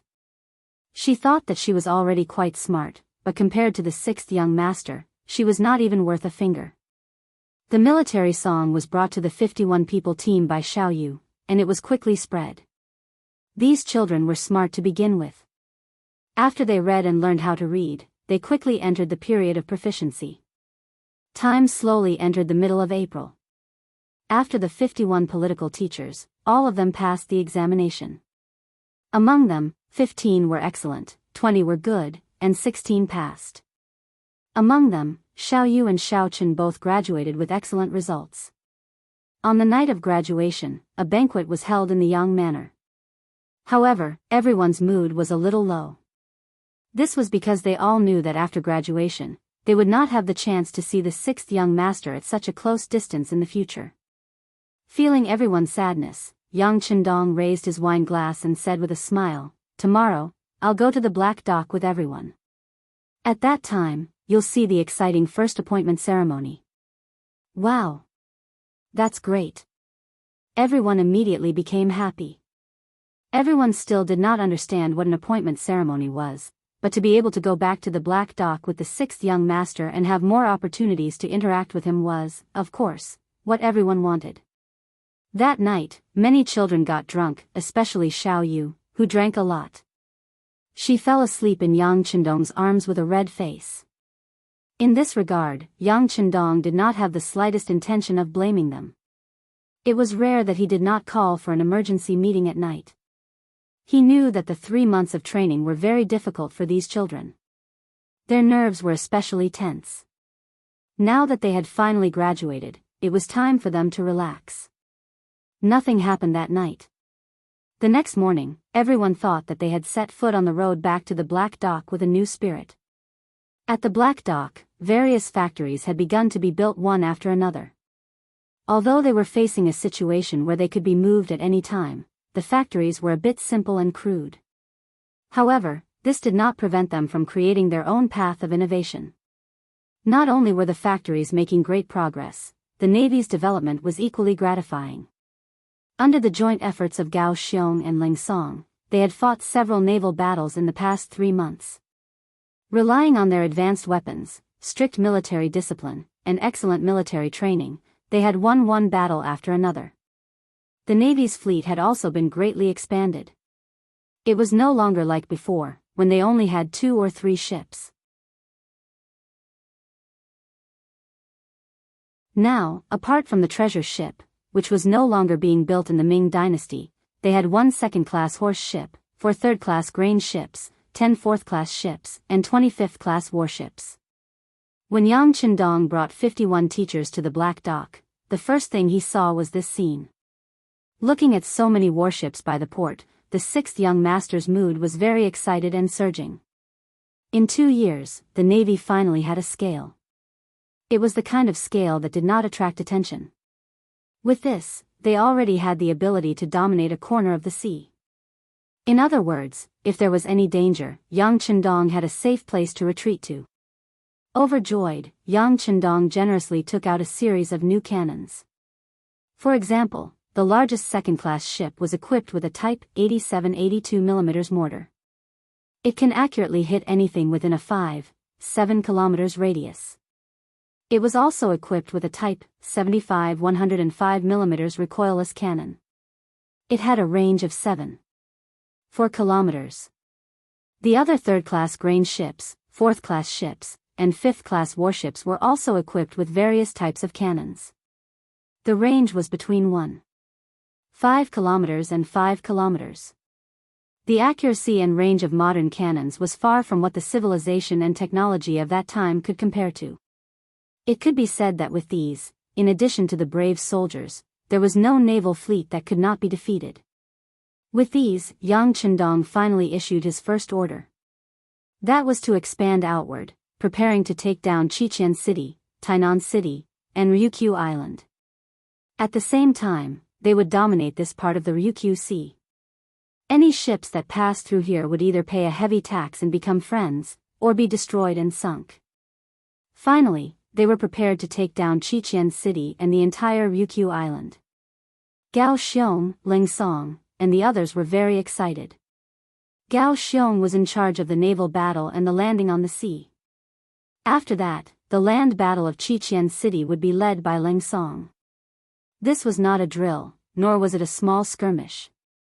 It was a real conquest of the island. The scouts had already investigated thoroughly. There were 30 to 40,000 people living in Choken Castle, and the entire Ryukyu Island had more than 200,000 soldiers and soldiers. If they were to occupy that place, it was easy to imagine how huge the base would become.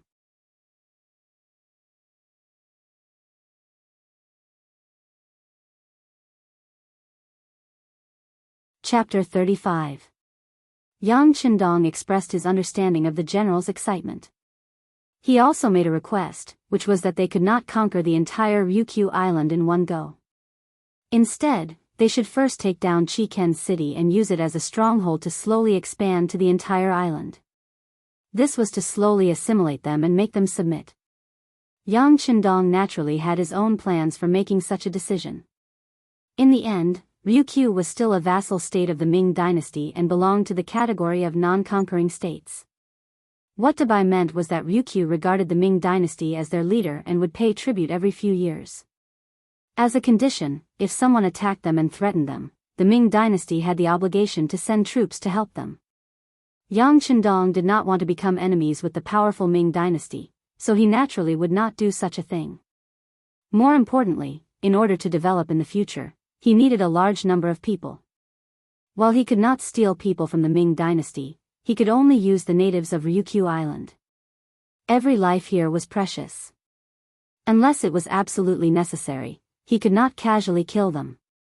After all, a country was based on people. Without a large population, it would be extremely difficult to do anything. Yang Qindong wanted to peacefully take over Ryukyu Island.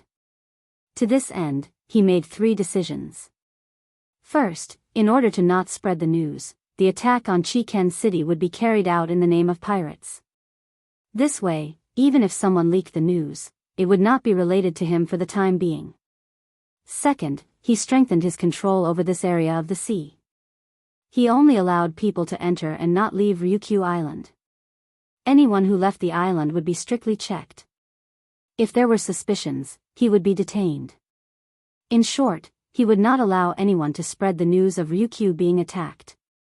Third, when attacking Ryukyu Island, he could use both civil and military forces. That was, he could use military force to intimidate. For example, when attacking Qiqian City, he could use cannons and modern firearms. He had to take down the city with lightning speed and intimidate the people. Afterward, the political instructors began to work, focusing on persuasion and persuasion. In addition, various factories were built one by one. He greatly promoted irrigation, built cement horse tracks, and created prosperous businesses. This allowed everyone to have things to do, food to eat, and money to earn. When a person had enough to eat and drink, they would get used to this kind of peaceful life. Their thoughts of rebellion would fade a lot, and it would be easier to manage.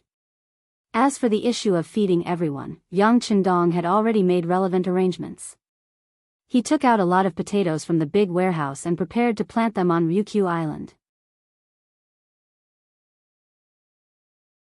At that time, the crop yield was extremely low, no more than 2 dan. 1 dan is equivalent to about 188 catties today. Potatoes, however, could yield as low as 15 dan and as high as 20 or 30 dan. With this item, it would not be difficult for the commoners to fill their stomachs. Everyone had their own problems, and it was easy to solve the problem at work. The roads on Ryukyu Island needed to be repaired, and new cement houses needed to be built. All of these required a lot of men. Moreover, he would need a lot of manpower to build a glass factory and a granary in the future. As for women, they could work in garment factories. Those who were cultured could become teachers. They could also learn new songs and join the propaganda team. They could also enter the hospital after learning new songs. It didn't matter if they served the army or the people. As for those who were uncultured and unable to learn, they could become cleaners and maintain the hygiene and cleanliness of the entire island. They could even become the female militia and contribute to the protection of the island. Yang Qindong even had arrangements for the children. They could study in school while joining the children's regiment. They could also be on guard duty or undergo military training.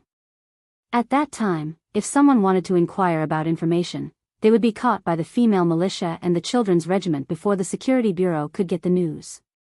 This was planning for a rainy day. While many people were still excited about attacking Kaikan Castle and occupying Wuxia Island, Yang Chendong was one step ahead of them and came up with sufficient solutions for the problems that would occur in the future. Of course, the reason why Yang Chendong was so cautious was because there were too many Han people on Wuxia Island.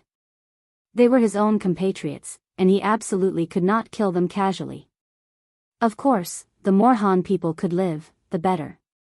On the other hand, if it was the Japanese Empire, he was afraid that he could only sweep through and kill those who did not comply to prevent future troubles. After formulating all kinds of attacks and solutions, and even arranging the specific people in charge one by one, the conferring ceremony officially began. 1447, 11th year of Jingtong, 28th day of the 4th month. On this day, the wind was gentle and the sun was bright, the sky clear. The beach in front of the Black Dock was crowded with people. All the soldiers and civilians of the Black Dock were present. From the elderly over 60 years old to the babies who were only 1 or 2 months old, they were all mobilized here. The population reached nearly 10,000. This was specially emphasized by Yang Chendong. The conferring ceremony was solemn and formal, so it naturally needed to be watched by all. Right now, there were still very few people under him, so he had to mobilize all of them. When the next conferring ceremony came, there was no need to mobilize the elderly and children. Even the common people, under the semi-military management, stood in an orderly manner. No one made any disturbances. Other than a few babies crying out because they were hungry, there was no other sound. At 9:00 in the morning, Yang Chendong, who was dressed in military uniform, was the first to walk up to the temporary cement award platform. He walked to a standing microphone that he had obtained from the warehouse. It was connected to 4 huge loudspeakers, enough to ensure that his every word would be transmitted to everyone's ears.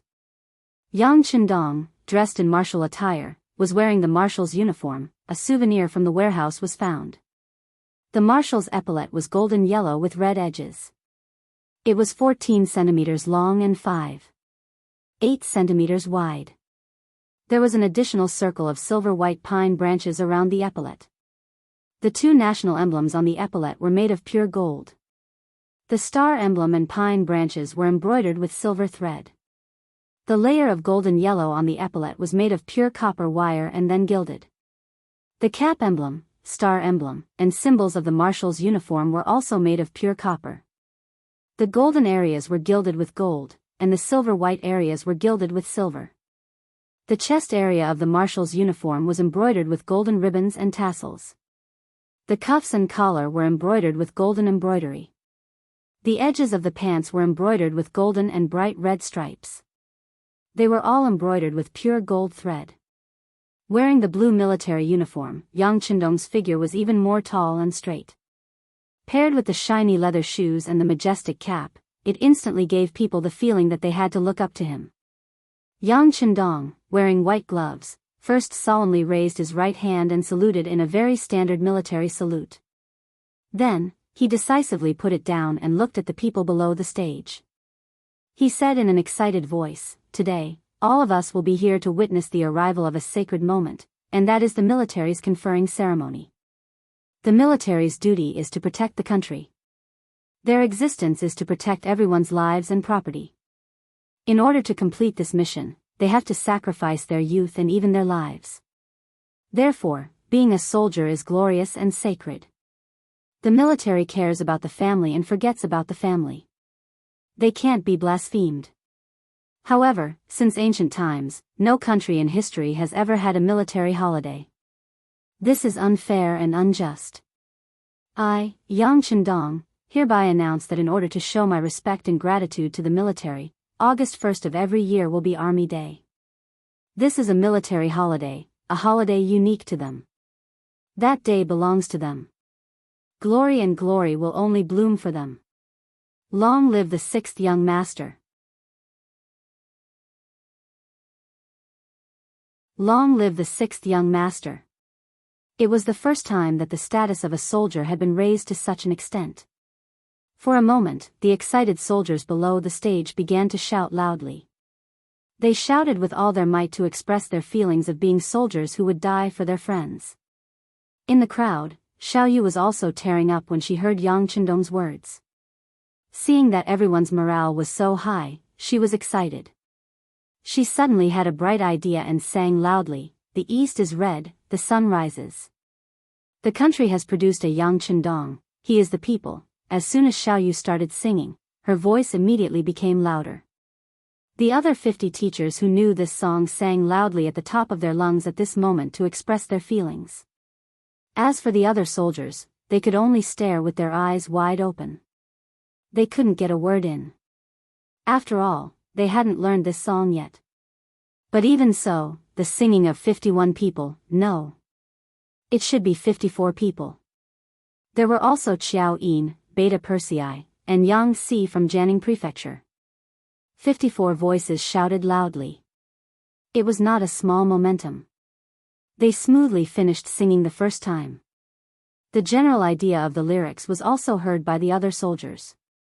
He Yang, Song De Shang, and the other 5 teachers felt the meaning of this song. They made up their minds to find Xiao Yu and the others immediately after the ceremony. They must learn this new song first. After Dongfang Honga finished singing, the scene quieted down again. Yang Chendong's eyes were bright. He said in a loud voice, "Next, we invite the conferring personnel to come to the stage. The ceremony officially begins." As soon as he finished speaking, the sound of orderly footsteps could be heard on the stage. Tiger's Mane took the lead, followed by Gao Xiong, Ling Song, Yu Guang, Ting Shan, and Xiao Feng. They were all dressed in uniform. Among them, Tiger's Mane, Ling Song, Ting Shan, and Xiao Feng were dressed in pine branch green. They looked more calm and dignified. Gao Xiong and Yu Guang were dressed in white navy uniforms. They looked so dazzling and radiant. 6 sets of uniform were neatly worn on their bodies.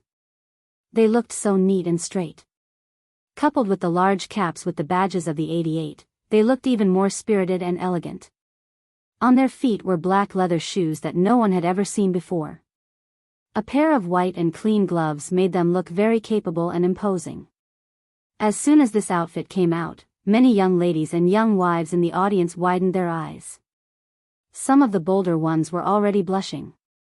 They didn't even know where to put their hands.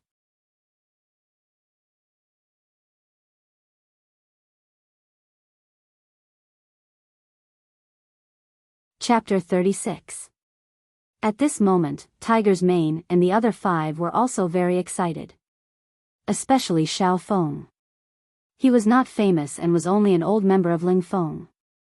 However, because of his outstanding performance, especially during the recent naval battle, he cooperated with Yu Guang to take over the largest horse ship. He was the first to board the ship by diving and controlled more than 200 people on the ship with a Type 81 rifle. He was recorded as a great merit after the battle. This time, Yang Chendong directly included him in the first batch of 6 officers for the conferment ceremony. Tiger's Mane and the other 5 walked excitedly in front of Yang Chendong, who was wearing the commander's uniform. Then, a gorgeous long military rank appeared on the empty epaulets. Just now, everyone felt that Tiger's Mane and the other 5 were lacking something. When the military ranks, collar flowers, and the Type 81 insignia were put on one by one, their spirits were lifted. They gave off a feeling of perfection and impeccable. Among the 6, Tiger's Mane was given the rank of captain, which was also the highest among the 6. Gao Xiong and Ling Song were given the rank of first lieutenant, while the other 4 were given the rank of second lieutenant. These were the 6 officers under Yang Chendong. After being conferred their ranks, the 6 of them uniformly saluted Yang Chendong and at the same time declared their loyalty to the 6th young master and the people. Then, a large number of soldiers who had passed Ling Feng's training walked up the stage. There were a total of 320 people, including He Yang, Song De Shang, and the other 4 instructors. This time, the 5 of them were not selected as officers. This was a lesson that Yang Chendong wanted to teach them. This kind of punishment was not excessive for underestimating the importance of cultural studies. However, it was too late for the 5 of them to regret it. If they had known this would happen, they would not have underestimated the importance of cultural studies. However, it was too late to say anything now. They could only perform well and hope that they would be included in the next conferment ceremony. 320 people walked up the stage. They had already changed into civilian clothes. Although it was a soldier's uniform, it still gave people a refreshing feeling. If it weren't for the example of Tiger's mane and the other 5 officers, their appearance would definitely have attracted waves of screams. Even so, there were still many young men and women below the stage who looked envious. The 6th young master had said that not only men could become soldiers, but women could as well. There were even some special military branches that only women could do better. As for the other 2,000 auxiliary soldiers, they were also the reserve soldiers. When they saw the 320 soldiers standing neatly on the stage, they were all looking forward to the day when they would be recognized and pass the test. How cool would it be to finally get a set of such clothes? Presumably, when that day came, they wouldn't have to worry about finding a wife anymore. There were 320 people, some in white Navy uniforms, and some in green Army uniforms. One by one, they walked up to Yang Chendong and were given a collar flower, a cap badge, and a private first-class epaulet. This was a symbol of identity and status. In addition, everyone also received a training uniform under the Type 07 uniform, a pair of combat boots, a beret, and a belt. The Army mainly wore camouflage uniforms, while the Navy had a white upper body and dark lower body. As for their weapons, they received a Type 95 assault rifle, a 3-shuttle bayonet, a combat shovel, and a number of grenades and other items. These 320 people passed the physical fitness, military literacy, and cultural tests. Their scores reached the level of elite veterans in the future, and the only thing they lacked was combat. Once they finished 100 battles, they would inevitably become an invincible army. The 320 people were also assigned to the Army and Navy as the backbone of their existence. In the future, depending on their performance, it wouldn't be long before there would be a lot of officers. But the next time, Yang Chendong might not be able to personally award them one by one. From beginning to end, the award ceremony was carried out under thunderous applause. Every time a soldier's epaulet was crowned with the rank of private first class, it would attract fierce applause from below. These people seemed to see themselves tomorrow. This applause was not only support and envy, but also encouragement and self-awakening. This conferring ceremony greatly elevated the status of the soldiers, increasing their sense of honor and belonging. Facts also proved that after the ceremony, more and more people signed up to join the army, and even some old people and women asked to sign up. Later, it was Yang Chendong who personally expressed his stance that the matter calmed down. He promised that every industry was a contribution, not only soldiers. As long as they made an outstanding contribution, the effect would be the same. Next, he would prepare enough medals to reward those who made outstanding contributions. And the medals were not limited to soldiers, workers, farmers, even teachers and businessmen, and even members of the children's regiment. As long as they had outstanding performance, they could also receive medals. Medals were also divided into grades, which meant that glory could also be exchanged for money. In other words, it was a symbol of status, but it could also be used to supplement the family. Of course, in the future, if someone received a medal, whether or not they would use it to make money was another matter. Unless they couldn't live anymore, no one would do that. After the award ceremony, Yang Chendong stayed at the illegal docks for 5 days. He looked at the progress of some factories, gave some valuable suggestions, and listened to Gao Xiong and Leng Song's plan to jointly attack Crimson Castle and occupy the entire Ryukyu Island. After that, he got up and left. There was no other way. With Yang Chendong's current status, it was very difficult for him to stay at the illegal docks for too long. If someone went to Yang village and couldn't find him, then there would be an unknown problem. Before he had enough strength, Yang Chendong still had to be careful. After bidding farewell to Leng Song, Gao Xiong, and the others, as well as the sobbing Xiaoyu and the others, He finally got into the carriage and returned to Jianghu Manor after he repeatedly promised that if Xiao Yu performed a meritorious deed, he would personally confer the title to her. In the carriage, Xiao Yin considerately placed a thick cushion behind Yang Chendong to make it more comfortable for him to lean on. After watching Xiao Yin carefully do all this, she lowered her head and didn't say anything. Yang Chendong could tell that she had something on her mind. He smiled and moved his head closer. "What's wrong, Yin? Is there something you're unhappy about?" "Nothing." Xiao Yin is envious of the young master's elegance. When she praised someone, her tone was so powerless. Yang Chendong was even more certain of his judgment. His expression also became more serious. "Yin, you must have something on your mind. Tell young master." "Of course, if you don't say anything, then you're not of one mind with the young master. I'll find someone to marry you off." Yang Chendong, who cared a lot about Xiao Yin, used a threatening tone as he spoke. If he really had to marry Xiao Yin off, he was afraid that he would be the first one to miss. Xiao Yin also cared a lot about Yang Chendong. When she heard this, she was frightened. Her face immediately fell and she looked like she was about to cry.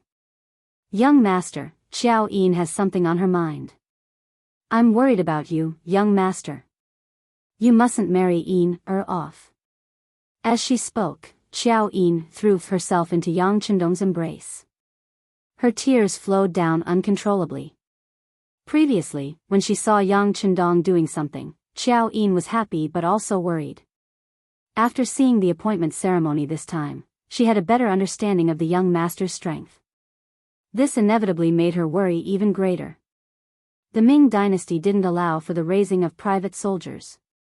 Even princes with the same surname weren't allowed to have them. What kind of person was Yang Chendong? He was just a young scholar. Of course, now that he was a 9th-ranked official, if news of the illegal docks were to spread, then he would definitely be beheaded. It wouldn't even be excessive to implicate the 3 families. In Xiao Yin's heart, the young master was so knowledgeable and so capable. Now that he was an official, if he continued to develop, then his future would be limitless. At the very least, he wouldn't have a problem with having enough food and clothing. So why did he have to do something similar to rebellion? She was a bit afraid and even panicked because of her fear. She was worried about what would happen to the young master if news of the illegal docks were to spread one day. When that time came, what should she do? Holding the crying Xiao Yin in his arms, Yang Chendong stretched out his right hand and gently patted her back. His expression was a bit more peaceful. He knew what Xiao Yin was worried about and knew even more clearly what he was doing. Perhaps it was as others thought. He could let go. With the resources and ability in his hands, being a safe young master wasn't a problem at all. But could he really do that? He would marry in the future, have children, and have descendants. Perhaps he would be able to live peacefully in his lifetime. But what about his children?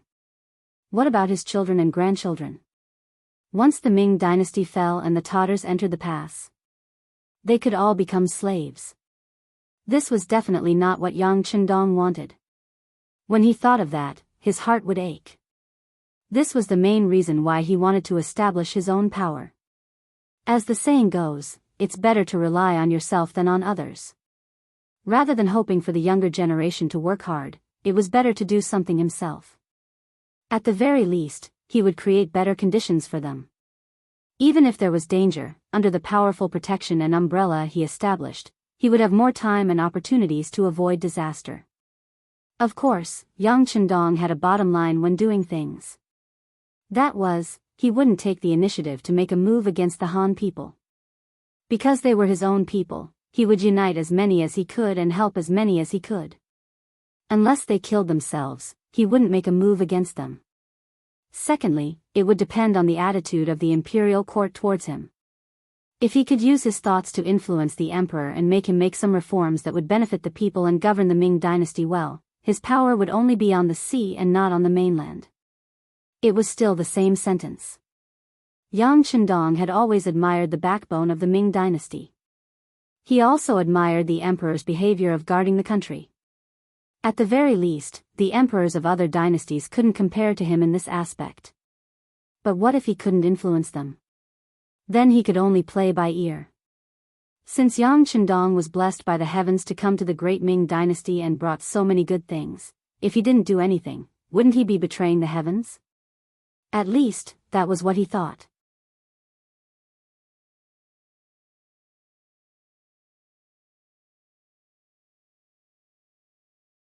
Chapter 37.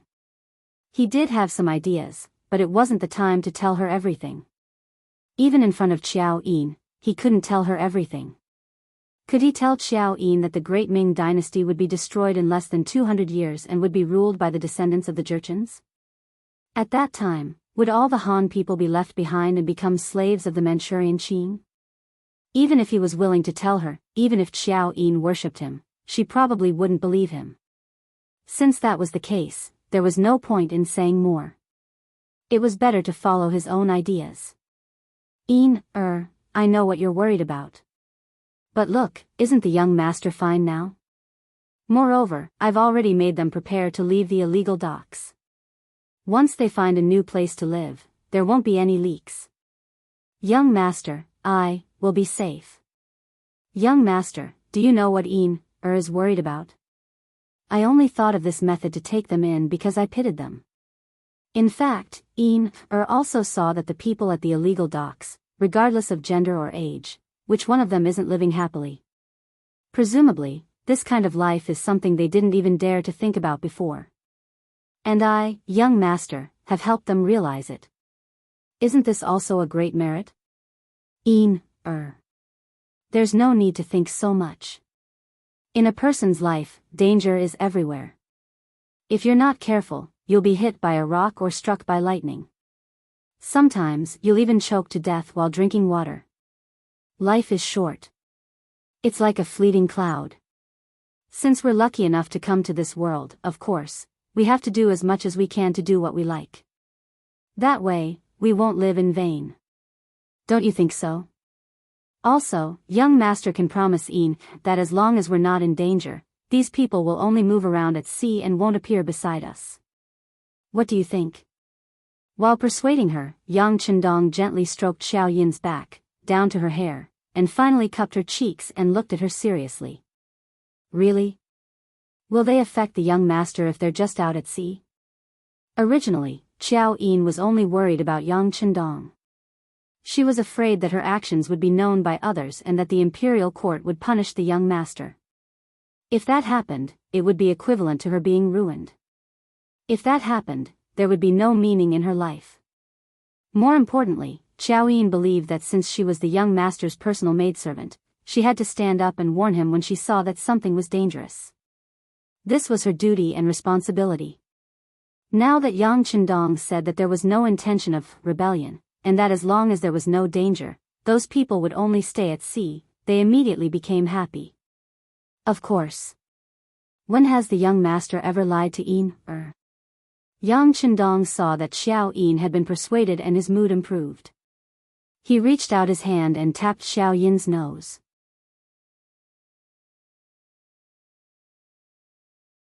Only then did Xiao Yin realize that she was so close to the young master. Her face immediately turned red, and when she felt a light scratch on the bridge of her nose, she threw him a coquettish look and said, "Young master is naughty." At this moment, Xiao Yin was so charming. In addition to her good looks, she had been eating well and sleeping well for the past 2 years. Her body had already become plump. All of this caused Yang Chendong's heart to sway. Even his body began to react. Cough. In order to avoid awkwardness, he felt that his body was only 17 years old. It was still too early for him to do certain things. He should wait a little longer. Otherwise, it would be detrimental to his health. Thus, he forcefully suppressed the excitement in his heart and tilted his head. With a sleepy expression, he said, "That Yin, the young master is tired. He wants to sleep for a while." Xiao Yin had already noticed Yang Chendong's tall tent. She was already 18 years old, so she had already heard about it from her mother in the Yang family's old residence. Her face immediately turned red. Her heart was filled with joy because this proved her charm. However, she still said with concern, "Young master, if you're tired, then go to sleep. When it's time to eat, I'll have the tiger's mane stop and call you." "Okay, okay." At this moment, Yang Chendong felt very uncomfortable. He had actually lost his composure in front of Qiao Yin. After all, he had lived 2 lives. His mental age was already 40 years old. This really shouldn't be happening. He didn't know how to deal with the awkwardness in front of him. He simply tilted his head and went to sleep for a while. June, 1447. Duke Zhangfu's farmland was seized. Eunuch Xining tried to seize Duke Zhangfu's farmland, but Zhangfu refused. Xining's brother Xisheng led his dying slaves to beat up Zhangfu's wife, causing her to become pregnant and die. Zhangfu complained to Yingzong, but Yingzong refused to help Xining's brother. Afterwards, Xining instructed the Qing county magistrate to falsely accuse Zhangfu of seizing 20 hectares of farmland. In June, Zhangfu was ordered to return the farmland to the people. Zhangfu could only obey. He was an old official of 4 dynasties and a meritorious official in the Battle of Jingnan. He led the army south to conquer Annan, destroyed the Hu dynasty, and achieved countless military merits in 3 expeditions to the north. However, in his later years, he still couldn't avoid being bullied. Even a random eunuch could give him a hard time. Even if he complained, he wouldn't receive the emperor's favor. This represented the immense power of the eunuchs. Many old officials were bitterly disappointed. However, in order to not be implicated, no one dared to stand out and say a few words of justice. When the news spread and reached Yang Chendong's ears, he couldn't help but sigh. From this matter, he seemed to have seen his own future. Once he entered the capital and became an official, he would have to deal with eunuchs. At that time, how could he let them have their way? If he really offended them, who knew if the same thing would happen to him? If that was the case, wouldn't he have to swallow his pride like Duke Ying?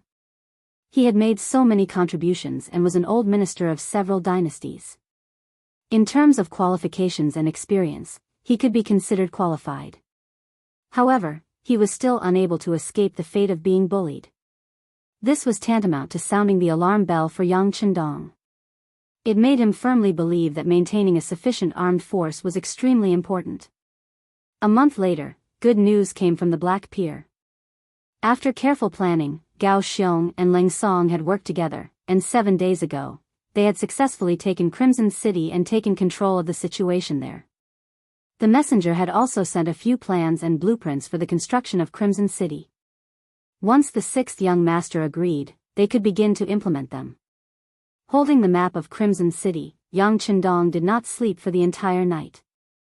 He spent half the morning perfecting the map and marking the locations of the factories. After that, he wrote a letter to Gao Xiong and Leng Song, congratulating them on their victory.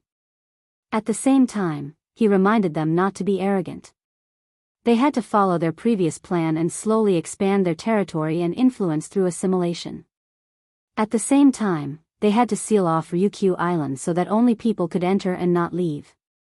They couldn't allow any news of what had happened there to be leaked, especially to the Great Ming. For the sake of safety, Yang Chendong's method of communicating with others was always in the form of a secret letter, which was written with sugar water. Sugar water was a carbohydrate, an organic substance. When written on paper, it was colorless, but when burned, the organic substance would carbonize and turn black. In reality, all organic substances would turn black when burned. This technique sounded very simple, but no one knew about it at the time. It was guaranteed that even if the letter fell, no one would know what was written on it. With Crimson City taken, the Black Pier began to move. Most of the factories, civilians, and barracks there would be demolished, leaving behind only a few small houses for daily communication. This way, even if someone discovered that place, it wouldn't be a big problem. Yang Chendong could finally have a good night's sleep. Ever since the Black Pier had been established, Yang Chendong had been very cautious. Gao Xiong had said more than once that the Black Pier was in a very remote location and was destined to be very difficult to discover. but its existence meant that there was a chance of it being discovered. This was inevitable. As a result, he hadn't had a single day of proper rest. Now that the black pier had moved, the stone hanging from his heart could finally be put down. This also meant that his plans for the seaside had officially come to an end. What came next was to prepare for the capital. For this matter, Yang Chendong called the old butler, Yang Hai, over. He had to trouble him to make a trip to the capital and find a good place on the outskirts of the capital. It had to be at least 1,000 mu to 2,000 mu. He wanted to build a Yang family manor in the north. There were two reasons for this. Firstly, he wanted to plant potatoes. This was a high-yield crop that no one knew about, so naturally, he had to experiment with it first. In truth, there wasn't much to experiment with. Yang Chendong was only doing this to give others a visual impact, so as to obtain a better reputation for himself, and perhaps even a better official position. Secondly, and most importantly, he needed a relatively safe place. He didn't want to live in the capital. If any danger were to occur, he wouldn't have enough time to react, and there wouldn't be enough time. But if he were to live outside the capital, he would have more protection. With the name of potatoes, no one would be able to criticize him. In short, Yang Chendong had always been on guard. He would definitely not be like Zhang Fu, who would let others bully him without retaliating. People said that even a rabbit would bite when cornered.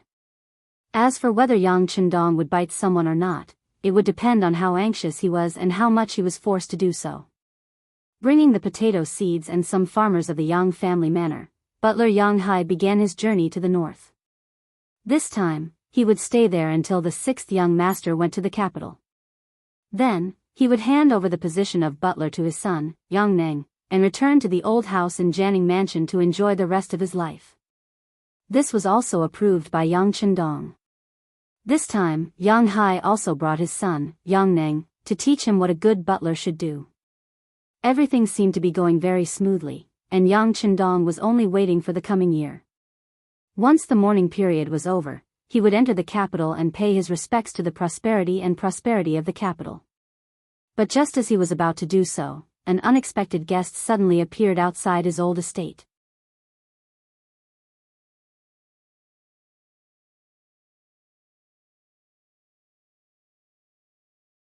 Chapter 38. Yang Chendong, who was writing the Chu Liuxiang series of stories, Legend of the New Moon, suddenly saw Tiger's mane rushing over from the corner of his eye. Beside him, Xiao Yin was still grinding ink as if she hadn't heard him. Yang Chendong coughed lightly. Yin, young master is feeling a little thirsty. Oh, Xiao Yin will bring some tea for young master. Xiao Yin apologized and left. Tiger's mane flashed into the study and said with a hint of anxiety in his voice, "Young master, someone saw a dozen strangers in the city. They have embroidered spring blades on them and 3 of them are heading towards our old mansion." People from the embroidered uniform guard? Yang Chendong frowned when he heard the name embroidered spring blades. He couldn't figure out what these people were doing here. Did they discover something? That shouldn't be the case. It had been some time since the people from the illegal docks moved away. If they were here to cause trouble, they wouldn't have come at this time. Moreover, there were only 3 of them. Wasn't that looking down on them too much? Although the embroidered uniform guard and East Rock didn't need any reason to capture people and were very domineering, it didn't seem right to say that there were only 3 of them out on official business. In that instant, Yang Chendong thought of many questions in his mind. Then, he determined that the 3 of them weren't here to capture people. Perhaps there was something else. Young master. What should we do? Tiger's mane looked nervous. According to his plan, he would directly control the 3 of them so that they wouldn't be able to enter the old mansion. Then, he would find a safe place to ask them and everything would be clear. If they really discovered something and wanted to capture people, then they would directly go to Crimson City and stay there. It should be incomparably safe with the sea between them. Let's wait and see first. After Yang Chendong determined that they weren't here to capture people, he decided to wait and see. Then, he thought of something and reminded Tiger's mane, "Don't make a move without my orders, understand?" Yes, young master. Seeing how resolute Yang Chendong was, Tiger's mane didn't dare to make a decision on his own, so he agreed and left. At this moment, Xiao Yin walked in with a cup of hot tea. Her timing was impeccable. Outside the Yang clan's old mansion, 3 men dressed in casual clothes but carrying embroidered spring blades slowly walked past the Yang's gate. You feel that someone is watching us? The young master's man's eyes mane's eyes, T's mane's mane. Although this person was a little older, in his early 40s, it still couldn't hide the heroic spirit on his face. It could be imagined that when he was young, he must have been a handsome young master. Head. I don't see anyone following us. One of them looked around and shook his head.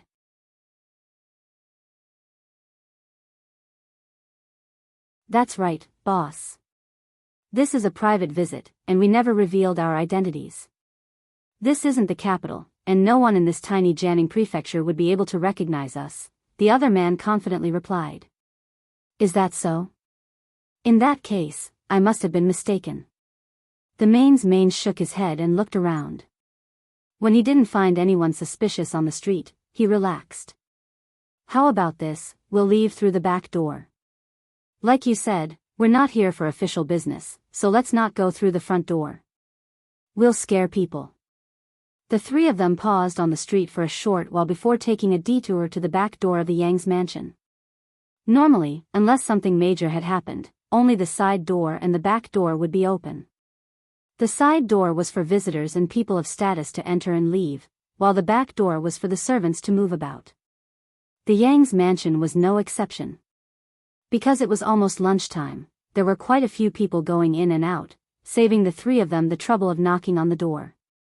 They stepped through the door as soon as they arrived. This was Yang Chendong's intention. His actions were known by very few people in the Yang's mansion. He wanted to take the opportunity to let others know that he was an honest young master and did not have any bad intentions. The 3 of them walked into the backyard without being stopped. It was only when they entered the inner courtyard that someone came over to question them. Seeing that someone finally came over to question them, one of the lackeys couldn't help but say, the management of the Yang's mansion is too lax. We're already here, but someone came over to ask about our identities.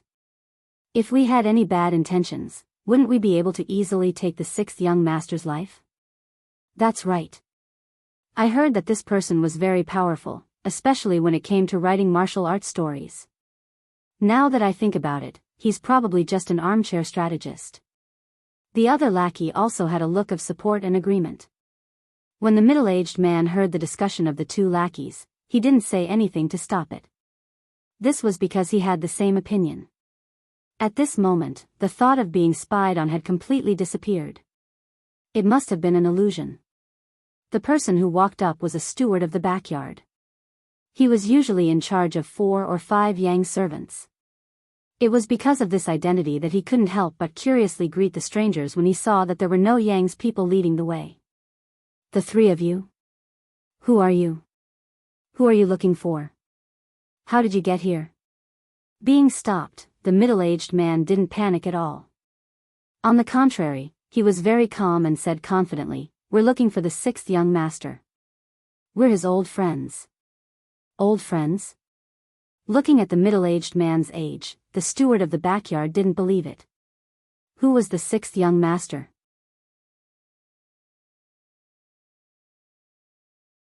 How old was he? How could he have friends of this age? Moreover, these people were his friends. It didn't make sense for them to come to the backyard instead of paying a visit to the front door. Hee, I don't think you're the young master's old friends.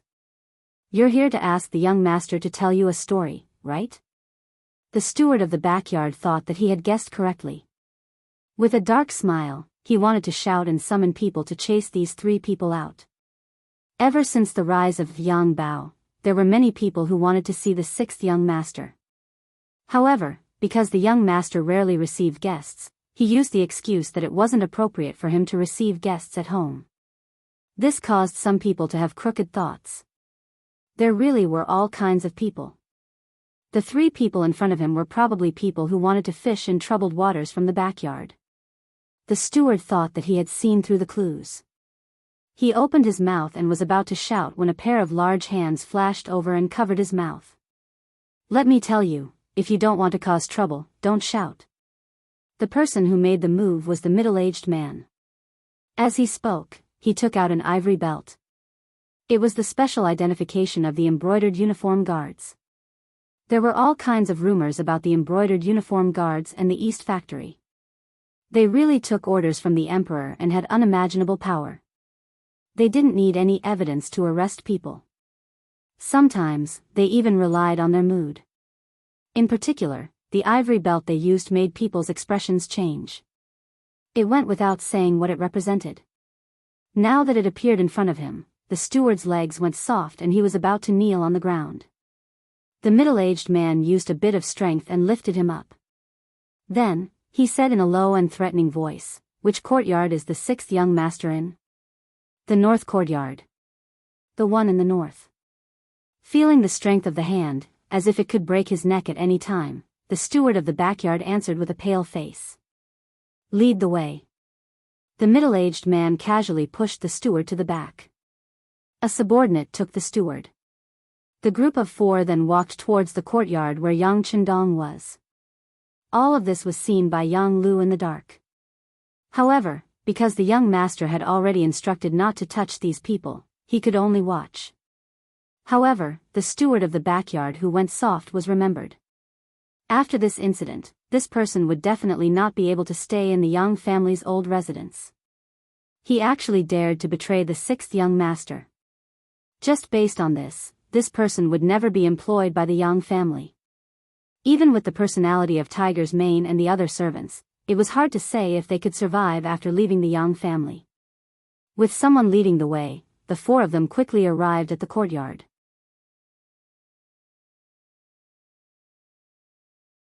However, this place was very quiet. It didn't look like someone lived here at all. At the same time, the middle-aged man also felt a faint murderous aura nearby, as if it could open its mouth and swallow him at any time. What is this place? Why is it so quiet? The middle-aged man's eyes were bright and full of expression as he looked around. However, he couldn't find any traces of other people. If it weren't for the fact that he carried out all sorts of missions all year round, he probably wouldn't even be able to feel a trace of murderous aura. After knowing that the other party was an embroidered uniform guard, the steward of the backyard didn't have a shred of integrity. He thought that the young master had committed a crime and was about to be captured. He thought that the Yang family was finished. Thus, he didn't hide anything and pointed to a room about 20 steps away. That is the study room of the sixth young master.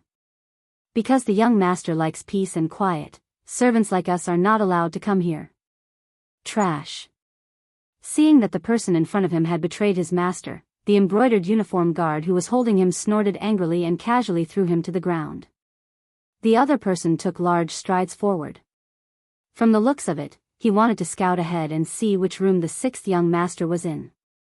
Isn't it a pleasure to have friends from afar? However, this doesn't seem to be the way of a guest, does it? Could it be that you want to show off in front of this young master? A slightly immature but confident voice rang out. Following that, a young man in a green robe walked out of the study room, followed by a beautiful maid. He held a folding fan made of ivory in his hand, appearing rather graceful.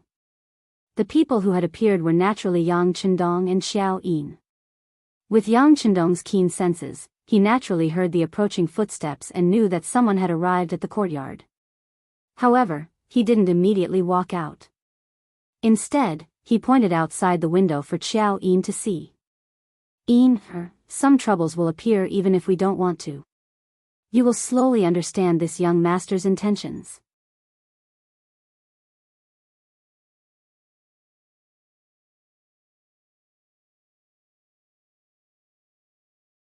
Chapter 39. At this moment, Xiao Yin's face was pale with fright. Someone had actually dared to barge into the young master's courtyard without permission. What were they trying to do? Were they trying to threaten the young master? At this moment, Xiao Yin really wanted to shout. She really wanted to berate Tiger's Mane and the rest for what they were doing. They usually boasted so much about how powerful they were. Why was there no trace of them now? All right, it's fine. Everything is under the control of this young master. Yang Chendong saw that Xiao Yin was trembling. She was clearly frightened. For a moment, he was a little angry. After comforting Xiao Yin, he led her out of the study. After confirming that there were only 3 people, Yang Chendong's expression turned cold. Entering the courtyard without the owner's permission. How are you any different from bandits? If you can't give this young master an explanation, then don't leave today. As soon as he finished speaking, a man walked out from the flowering trees to the side. This person was tall and sturdy, with broad shoulders and a round waist. He also had a fierce gaze. It was the servant Beta Persei. His appearance could serve as a deterrent, and also ensure that if anyone wanted to harm the young master, they would have to go through him first. In the dark, Tiger's Mane was leading several other servants or personal guards to aim their small crossbows. Next, the young master only needed to say one word, and these 3 people, including the housekeeper in the backyard, would be dead on the spot. The Yang family didn't need such traitorous ingrates. The questioning voice was very clear in the quiet courtyard. However, the 3 people who were questioned didn't panic at all. Instead, it was the brother in charge of scouting who chuckled. What's wrong? We've barged in. What can you do about it? Very good. Yang Chendong smiled like a spring breeze, then closed his folding fan. Beta Persei, teach him a lesson. Whoosh. As his voice fell, a fist the size of a clay bowl arrived in front of the embroidered uniform guard. Its speed was so fast that it actually caused a burst of explosive sounds to ring out in the wind. Everything happened too quickly. The embroidered uniform guard didn't have time to prepare. When he saw the fist coming, he instinctively retreated. At the same time, his body leaned backwards like a metal bridge, trying to avoid the fierce punch. The reaction of the embroidered uniform guards could not be said to be slow. Even their movements of retreating were very standard. This was enough to deal with an ordinary attack.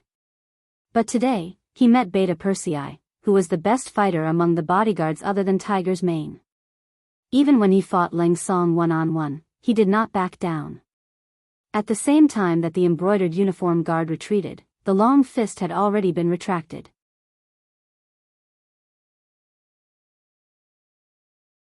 All of this was just a feint to force the embroidered uniform guard to do this. Then, a long leg swept over. In the next breath, it hit the waist of the embroidered uniform guard. Unable to dodge, he was kicked directly.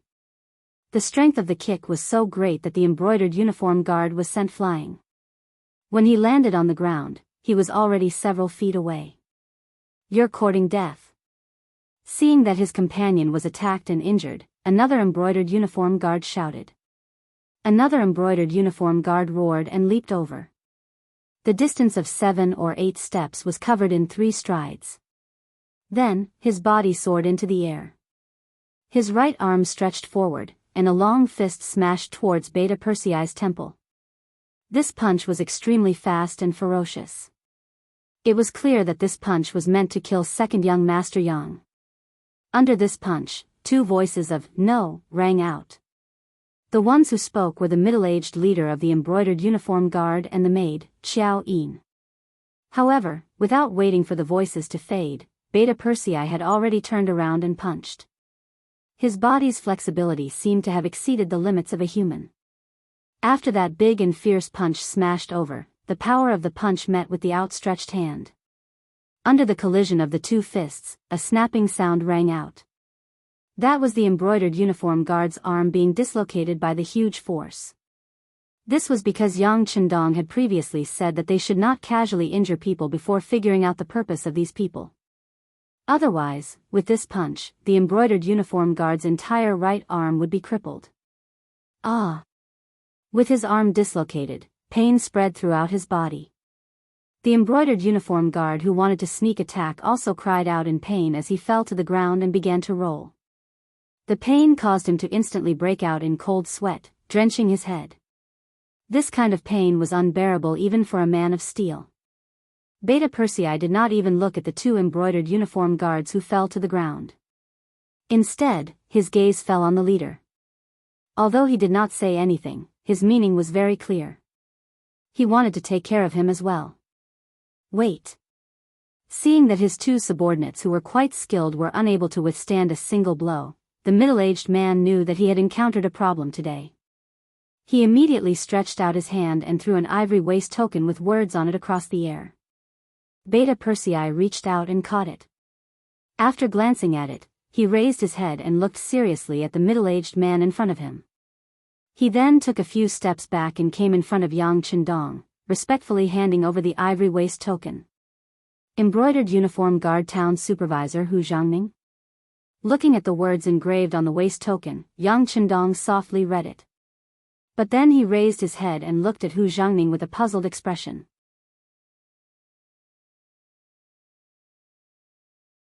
Confusion was written all over his face.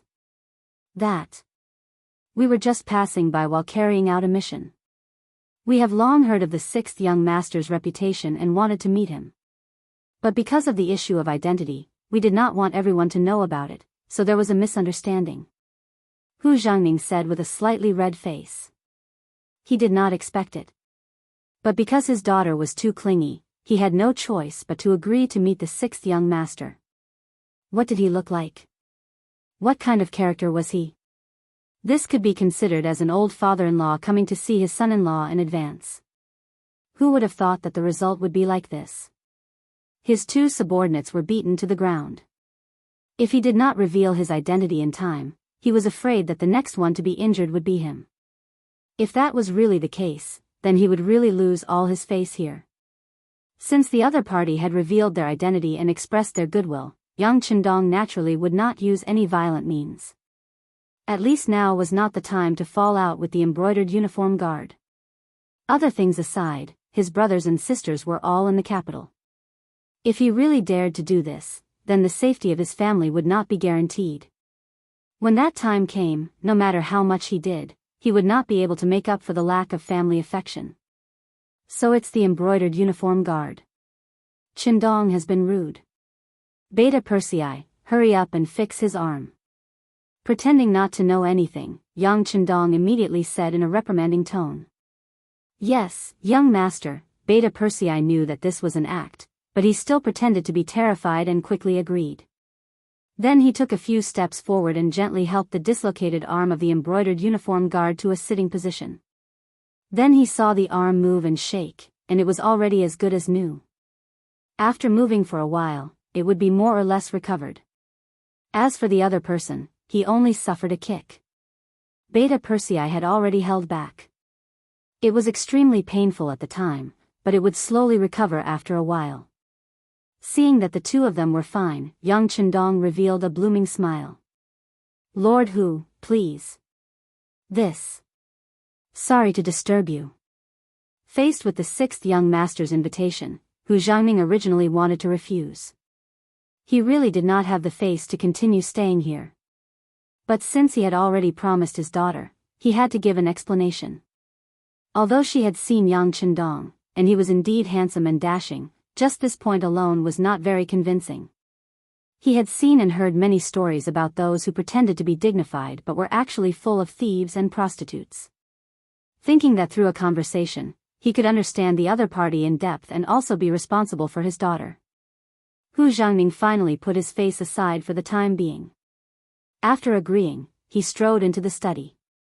Qiao Yin, serve the tea.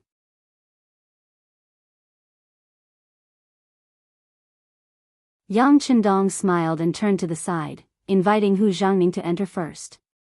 After all, in terms of position, Hu Jiangning was a fourth rank, and in terms of age, he was much older than himself. He could even be called an uncle, so it was only right for him to be modest. Beta Persei did not stop Hu Jiangning this time, but turned to the side to let him pass. But then he stood at the door of the study. From the looks of it, if anyone wanted to harm the sixth young master, he would probably go berserk again. A trace of doubt flashed through his heart. Yang Qindong was only a ninth-rank small official.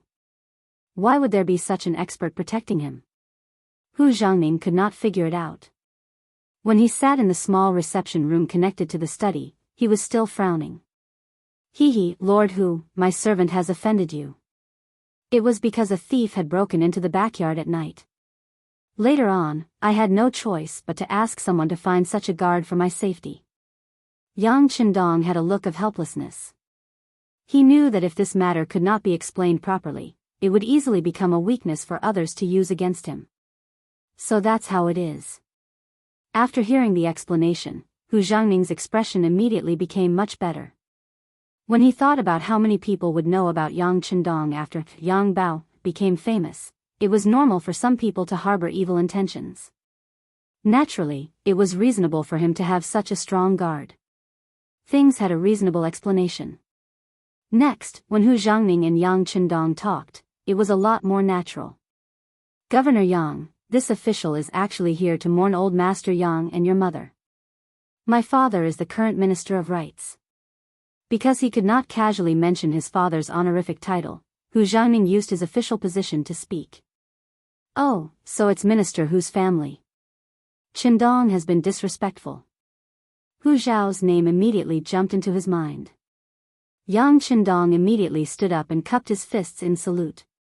Seeing that Yang Qindong was not narrow-minded because of the unpleasantness just now, and was instead so polite and respectful, Hu Xiangning felt much better. Hu Xiangning felt much better and smiled apologetically. Magistrate Yang, there's no need to be like this. I was a little rash in my actions before. It's fine, it's fine. It's all a misunderstanding. Yang Qindong did not know the relationship between his father and Hu Xiao, but since Hu Xiao was here, he had to be polite first.